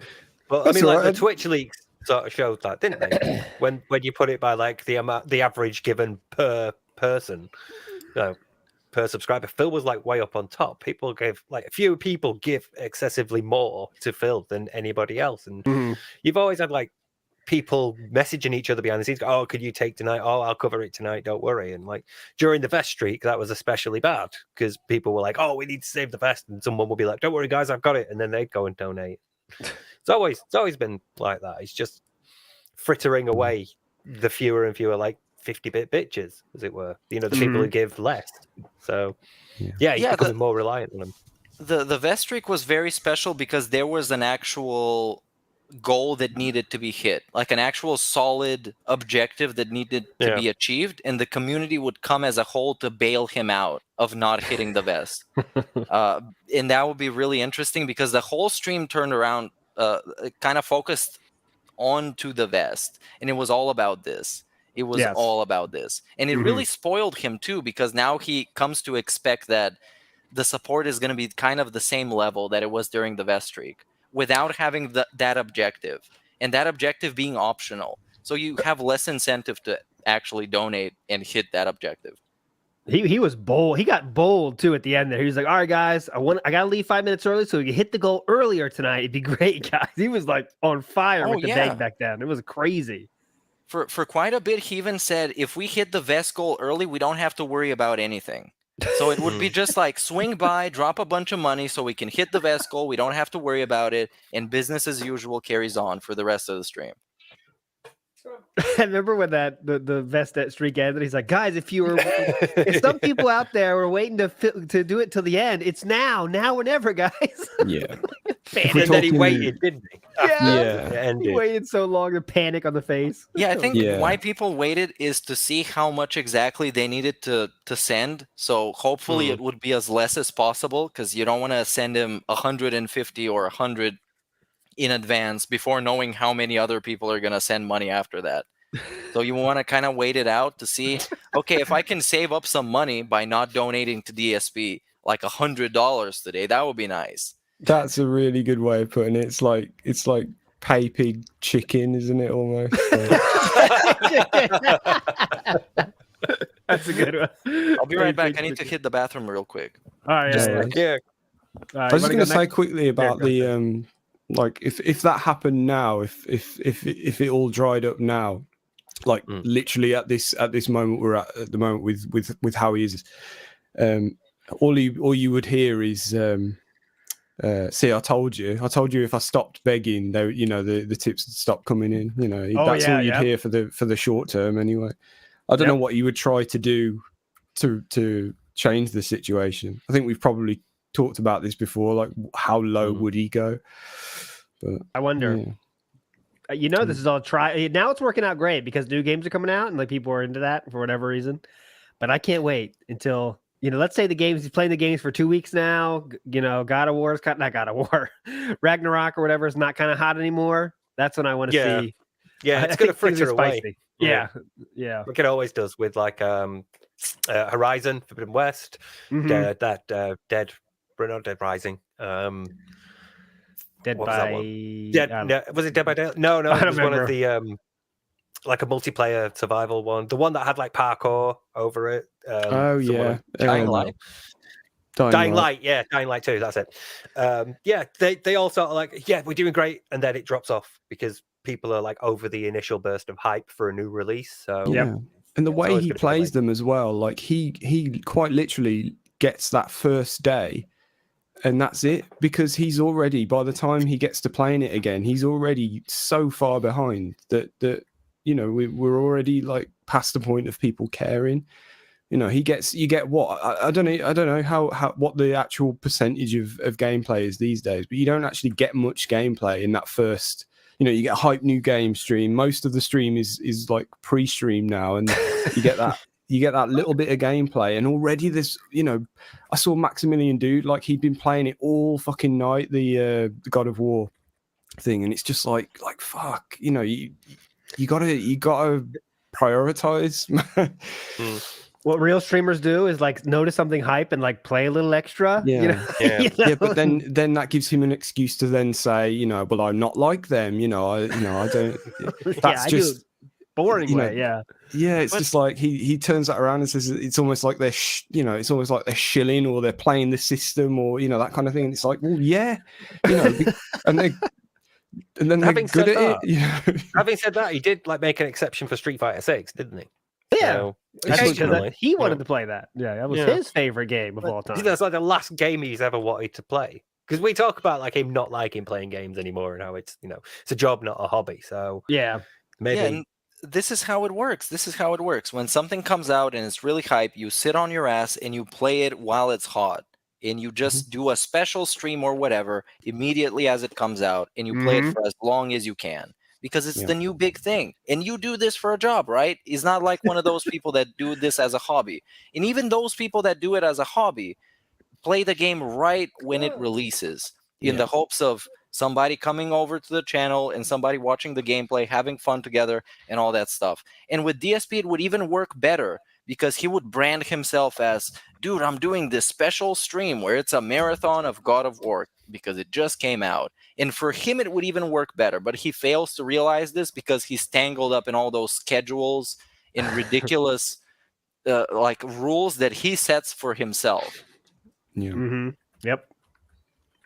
But you could say, as last point, because I know we're going way too long at these questions, how his model is set up, it benefits him to go slowly, right? Because you have more stream time to get that hype, right? So like, all right, I'm streaming for 3 hours today, 2 hours tonight, 3 hours tomorrow. That's more time to spread out the chance to get those whales to tip twice instead of just once, right? Yeah, I guess it's not, you know what I'm saying? Like, his only comeback really that I've heard him say is that when he talks about not wanting to give away the spoilers and stuff, and he would probably use that as a kind of like a perk or something attractive about his streams is the fact that he's playing it slowly, so it gives you a chance to get ahead. But and then that makes no sense because it's like, also, well, why would you want to watch this guy play it? I don't know. Also, like video game reviewers, they just play it through really quickly just to get their reviews out, and that's that's shilling and that's bad and that's wrong. And Phil doesn't want to do that, so he's going to play it slowly. Like people who have jobs, you come home from work, you've got to make tea, you've not got enough time in the day to play like 8 hours of gaming. So like me, you've only got maybe 2 hours. So if you've got a job, those people, if they're really hyped for a game, they would find the time of day to play it for extended amounts more than they would play another game. Yeah, give it taking time off.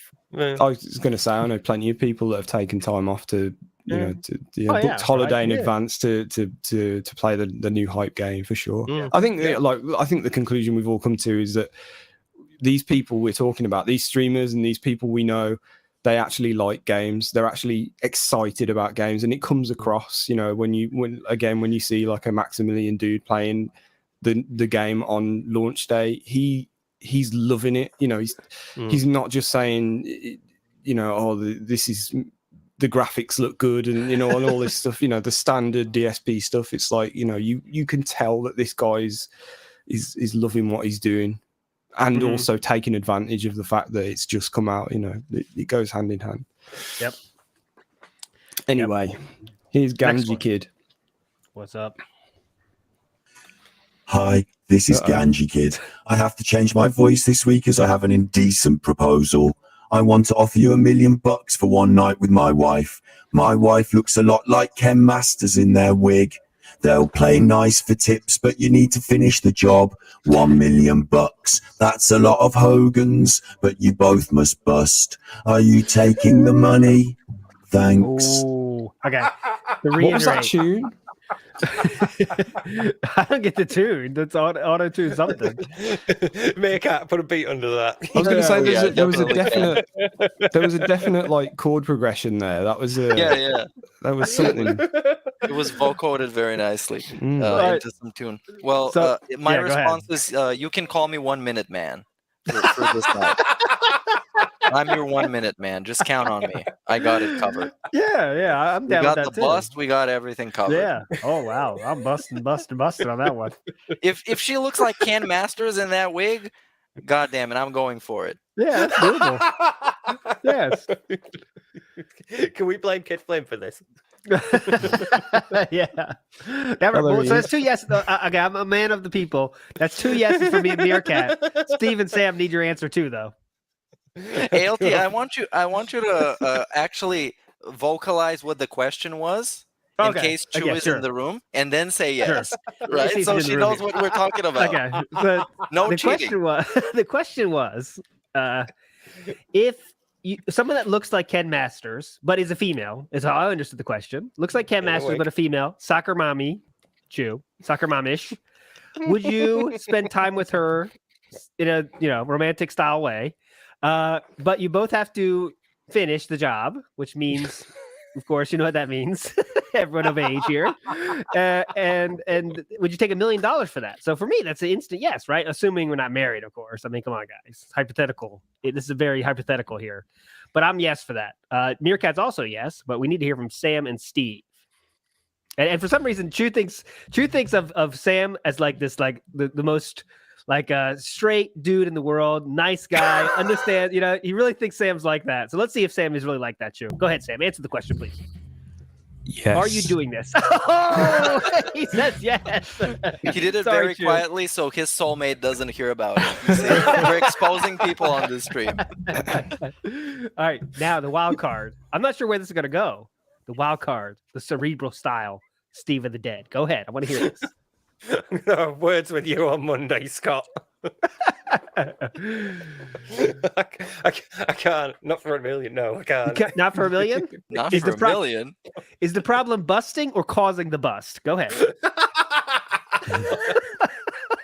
It's because I main Ken Masters in Street Fighter, so I can't. Okay, that makes sense. Come on, it's a female cosplay. It's a female style cosplay. Imagine that. Come on. I would figure you would do it. You would even attach like a psychological report after the fact. You would write like a 50-page report on how it felt and how it was like. Come on. You're For $1 thinking of like million how bucks. you're thinking of like how I could combo into a Shinshu Ryuka. Oh! Josh. Yes, that sounds hot. All right, next call. Next call. We got to go. Payday. We got to go. We got to go. We got to keep going. Go ahead. Good question. Good question. Good question. Come on, misery merchant, get us off this one. Well, hello there. Phil here, and I want to make this abundantly clear. Today is the only day I'm off from work. I just want to know, what kind of alcoholic beverages should I buy? The 1 day off a week that I take to spend time with Kat and do errands costs me. One more time. One more time. I can get the middle part so well. One more time, please. What kind of shit he wants to buy? Okay. No. You can play it again. Hello I'm not there. sure. Phil here, and I want to make this abundantly clear.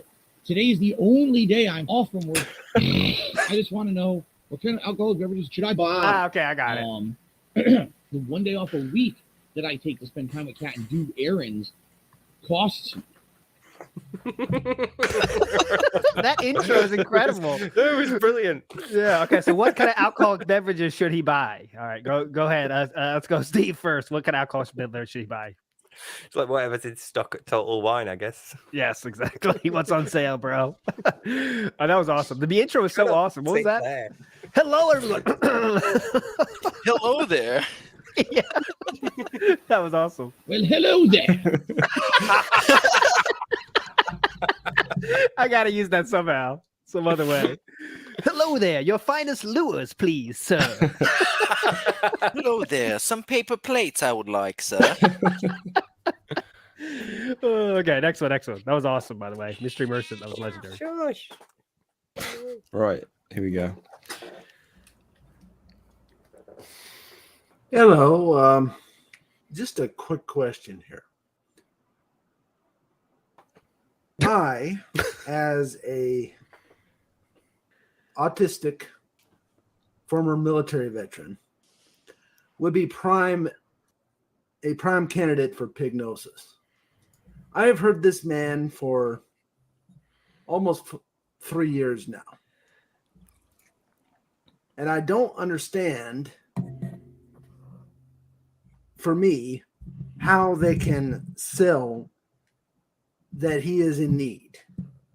Mm-hmm. I've worked for close to 40 years of my life now. 32 in the Navy and 3 outside of it. Just a question for the group. Thank you. Okay, well, that's okay. So the question is, how do people think that Phil's in need? But I think, as we know, depending on people's situations, it's easy to want to help people, right? A lot of humans want to help other humans. And if your mindset is kind of not in the right spot, you can see someone, oh, he's in need. My feeling of want to help people comes out and you help it. That's what happened to Snorlax. DJ Runo said the same thing. It's just the want to help someone that appears to be literally in trouble. It's kind of stronger than, I guess, logic sometimes. But maybe, Steve, you have more on that? I don't know. Well, we sort of brushed over it before, didn't we? If you are the sort of person who's naive enough for whatever reason, maybe you don't have access to outside information, maybe you're unaware of it, and maybe you just are like falling into this thing blind. However, you're unaware of it. It's easy to sort of fall for it because he preys on that sort of naivety and ignorance and unawareness. So yeah, it's that sort of thing. Just like how anyone might end up falling into his community, people end up falling in that way and buying his initial premise of, look, I just really need your help. Just if I could get over this next hurdle, I'll be fine. So yep. Yeah, he preys on that. Yep. He tells you every single day that he's in need. So people that don't question that, though, that don't think for themselves, and even people that are kind of, like you said, trying to help somebody out without questioning, is he living in a situation that is above his means? Can he do something about it himself without me helping him out? Mm-hmm. Such as when he was cleaning out the closet, he could have sold a bunch of that stuff. He decided not to do that. So would a person in need do that, or they would just ask for your help? Well, the answer is, I guess, they would ask for your help in that case. So he is not in need. Like he said, he's not poor. He is broke. And that is a result of his own actions and his own choices. Yeah. So we think that most people of normal intelligence can see that. Some people choose to donate anyway, maybe, I think probably like some of them, even the whales might know the real situation, but they want to keep it going, to keep the train moving, keep the circus going.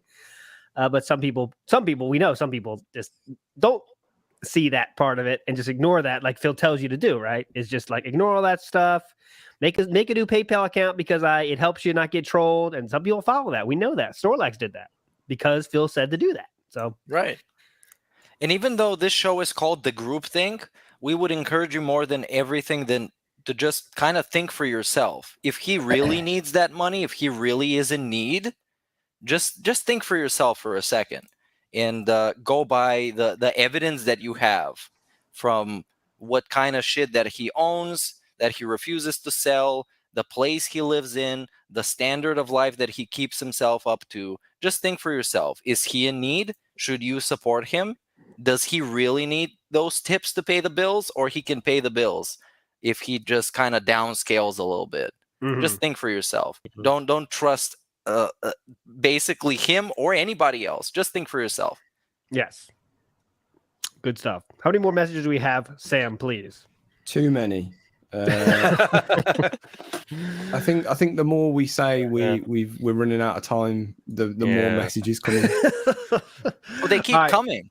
I know they keep coming. We should stop. That's what she said. We should stop. we should say, like, maybe we should do, like, when the show starts, no more. That might be a good idea next week. You know what I'm saying? Well, can we restrict that though? Yeah. How does this even work? In that case, we've got 2 left because I know. Okay, let's do that. Yeah. I always call like 6:30 Eastern time. It's kind of like the divorce line. Because I'm supposed to end the show at 6 p.m. every day, but it always goes to 6:30. You know, just a little friction there. Yeah. I also have to speed run through some shout outs in the end. Just keep that in mind. So let's do those 2. I see those 2, Sam, on the channel there. I don't want to say any names, but the 2 that happened before the show ended. How about that? Before the show started, or whatever. Okay, 2 more. Yep. Names we recognize. First one is DJ Runo. Oh, just talk to him. Hey guys, what's up? It's Runo. Hope you're doing great. Phil recently claimed that people were lying about the amount of gameplay you get out of the Modern Warfare 2 campaign, since it took him quite a bit longer. A total of 8 hours and 35 minutes to be exact.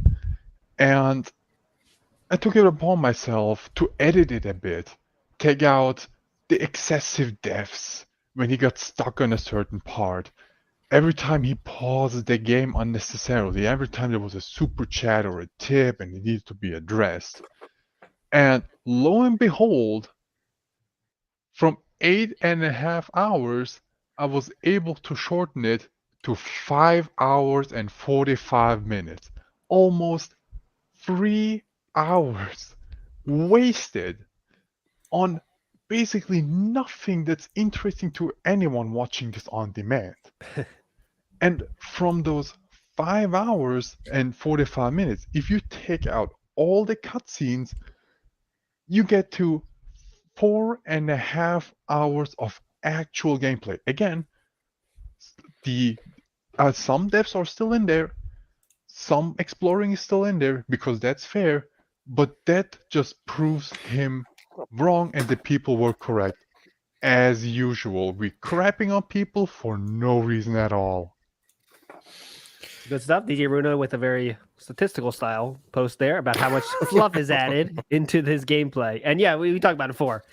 Current gameplay, on-demand watching, that is a dark place, a very sad place. 3.5 hours now we know that playthrough is just nonsense of, oh, we got a tip. Hang on. Pause. Oh, this reminds me of when I was back in Connecticut when I saw a person, a member of the armed forces holding a gun. It looked just like this. Cool. It's interesting. But I think we can go to the next one. Thanks for the information, though. Unless anyone has anything to add there. I just want to say, like, big ups to DJ Runo for doing that, because I wanted to do that when he played Resident Evil 4 again a while ago, because he took him like an entire day to complete the game. And I ended up playing the game to see if I could do it quicker. You could beat it twice in the time it took him to beat him once. So I wanted to, like, just out of curiosity, edit all the nonsense out and see how quickly you could get it done.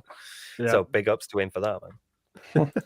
Yep. I guess the one thing I can say is that what bothers me about him is that he says that the reviewers lied about how long the game is, which implies that there was intent for them to lie because some agenda that they had hidden, some conspiracy.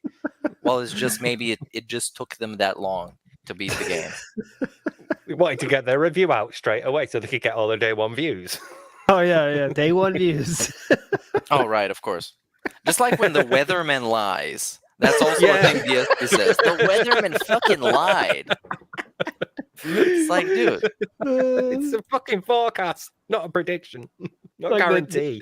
He's gonna like blame the people that named the seasons because it's winter right now and I'm burning up my house. What's going on here? Dude, he blamed the fucking government because they were trying to outlaw daylight savings time. Can you fucking imagine this? Yeah, that was good. That was pretty good. Yeah. He's like, he said, didn't he say, Meerkat? Correct me if I'm wrong. Like, you can't save time. Like, what does that even mean? Like, you can't save daylight. That's literally what you had. I'm really confused on that. But there was his whole thing about the state government trying to outlaw it and the actual federal government not being able to outlaw it, and they couldn't get along, so they're all idiots. That was basically, and that was a DSP politics segment. If you want to peek into what DSP political content is going to look like, it's this. They're all idiots and they're all do nothing. All idiots doing nothing. Yeah. But like literally, guys, did I save his time? I don't know how to say it's a good idea, but you do get more time with daylight to do things with instead of it being in the morning. That's literally the point of it. I mean, there is a purpose to it. I'm not saying it's a good idea or not, but you do actually save daylight time, which is why it's called daylight savings time. Especially if it's a full sun day. The sun is at full force. That's when you save the most time. Pure sun. Pure sun. Last one is going to be from the person that was our first ever message giver, Mario Faker. Go ahead, Sam. Okay. I don't know if anyone's mentioned, just quickly, like, has anyone picked up on the fact that a few weeks ago Phil referred to autumn as gamer weather? I didn't hear that. I did not hear that. I've been meaning to mention that for a while now, and it's popped back in my head. So there you go. Right, it all makes sense though, because that's when you bust out the rainy day fund. Because during fall it rains, so you pull out the rainy day fund and you spend it on video games, so you can stay inside and play video games. Daily Wrap, October 21st, 2022. What a day when the weather is gamer weather. What? There are 2 results for it, so he said it before. Most people talk about Legions, things. 2020 gamer weather because my office. He said it more than once. He said it more than once. He said it twice. Oh my! Most people talk about things you do outside. You know, like it's football fight weather, it's football weather. Maybe you might say soccer weather. You know, fishing weather. Yeah. But no, it's gamer weather because the inside it really matters what the weather is. That's a classic. All right. Last one. Go ahead. You got to make a short on that quickly before everyone else picks up on it. Forget I said that, chat. Yeah. Right, Mario Faker. Here we go. Hey guys, this is Mario Faker again. Something that has come up again recently is the notion that Cat cries whenever the incident is mentioned. First of all, it seems like this woman cries about everything, just like Phil cries about everything. They really deserve each other. It's hard to take anything Phil says seriously, but let's assume that this is true about Cat. Why would the incident make her so upset? More than anything else, besides Tevin, I suppose. According to lore, it occurred shortly after the breakup of Leanna, but before Cat was involved, correct? Yes. I don't remember when they started to tweet each other. Anyway, I'm at a loss trying to psychoanalyze this one. What are your guys' theories? Thanks, dudes. Okay, here's the theory. I'm going to put this gauntlet down. She doesn't cry at all. She doesn't care at all. We've heard it from Phil many times. She doesn't care at all. And now Phil talks about whenever, he talked about the incident, whatever. He just wanted to get more pity, so he said that she cries. That's literally it. She doesn't give a shit about that. I that's my theory. Anyone else have anything counter to that? Yeah, that was my answer, and you said it much better than I could. Yeah. I got 2 things. When he was first having the vlog with Kat, he asked her if the busting was a big deal. She said it wasn't a big deal. She said there was nothing with it. And I remember I watched the Tevin stream of that. That's how I remember it. And the second thing is, I would cry too if I had to meet a person in real life and have to tell him that my husband is a Let's Player who is known for jerking off on camera. I would cry too. If they ask what your husband is doing for a living, it's like, yeah, he plays video games, but you might have seen him. He's the dude who jerked off on camera, and like 1 million people saw that. I mean, that's what I was gonna say. Well, you wouldn't need to say it though. You just say like, right. So, what's your husband? Oh, he plays video games for his streams for a living. Oh, so is he famous? Well, no, you probably not heard of him. What's his name? He's DSP. Yeah, gaming. that's what I was thinking of that moment. And then they go and Google it. You don't even need to mention it, but they Google it and go.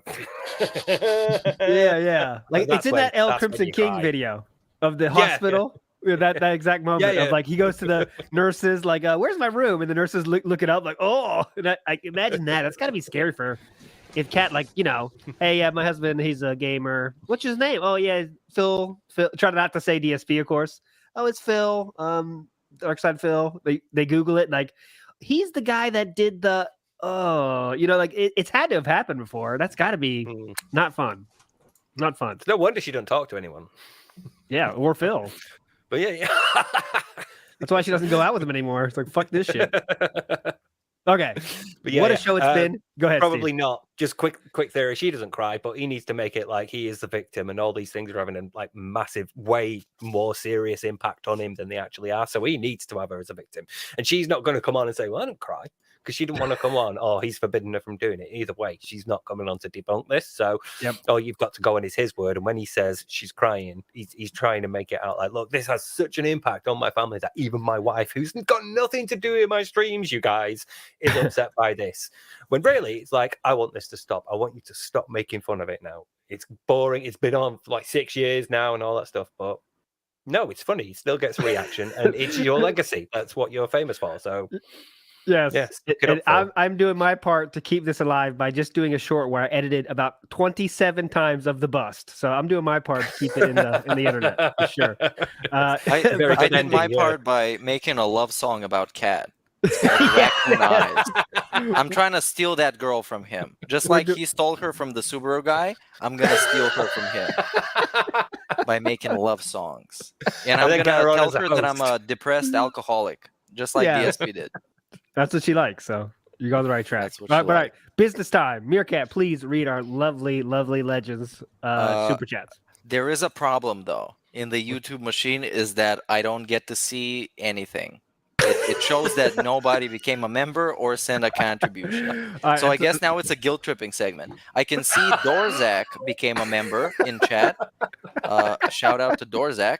But outside of that, in the panel, I don't get to see any of that. So if you guys see that, then maybe you can. I don't. Yeah, I don't either. I see we got some new. Members and we got some super chats.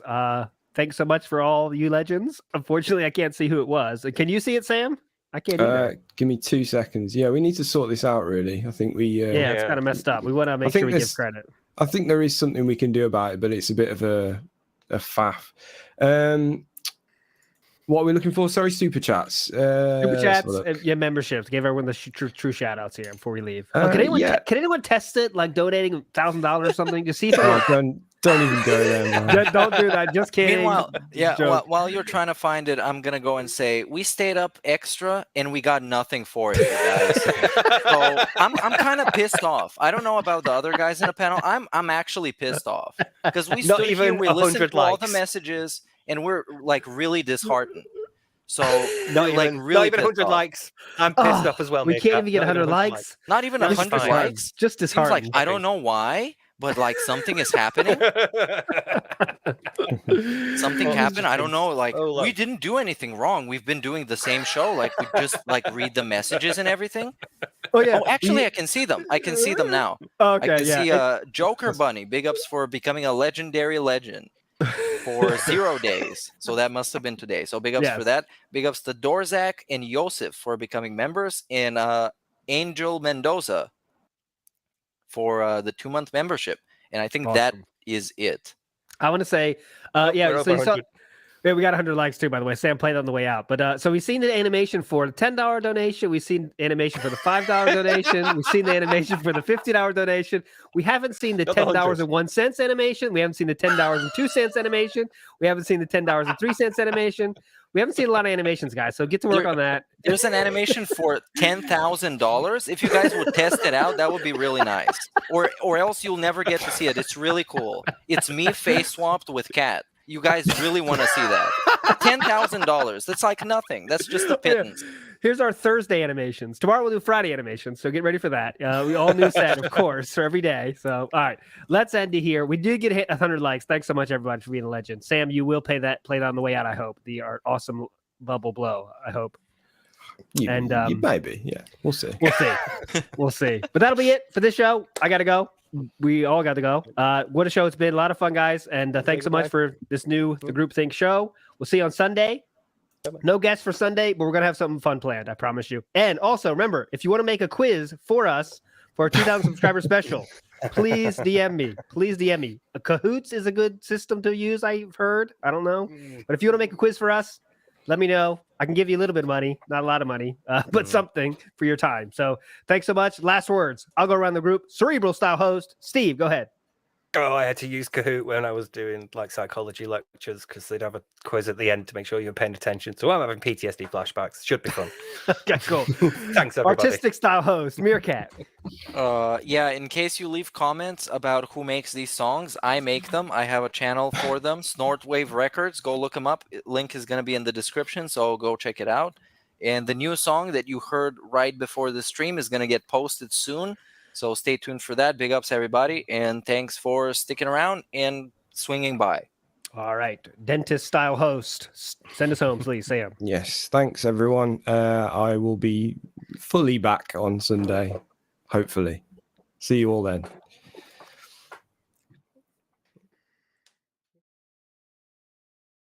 I actually don't think clicking like on a live stream helps at all. So it really doesn't matter if this stream gets 100 likes or 2. I don't think it affects it.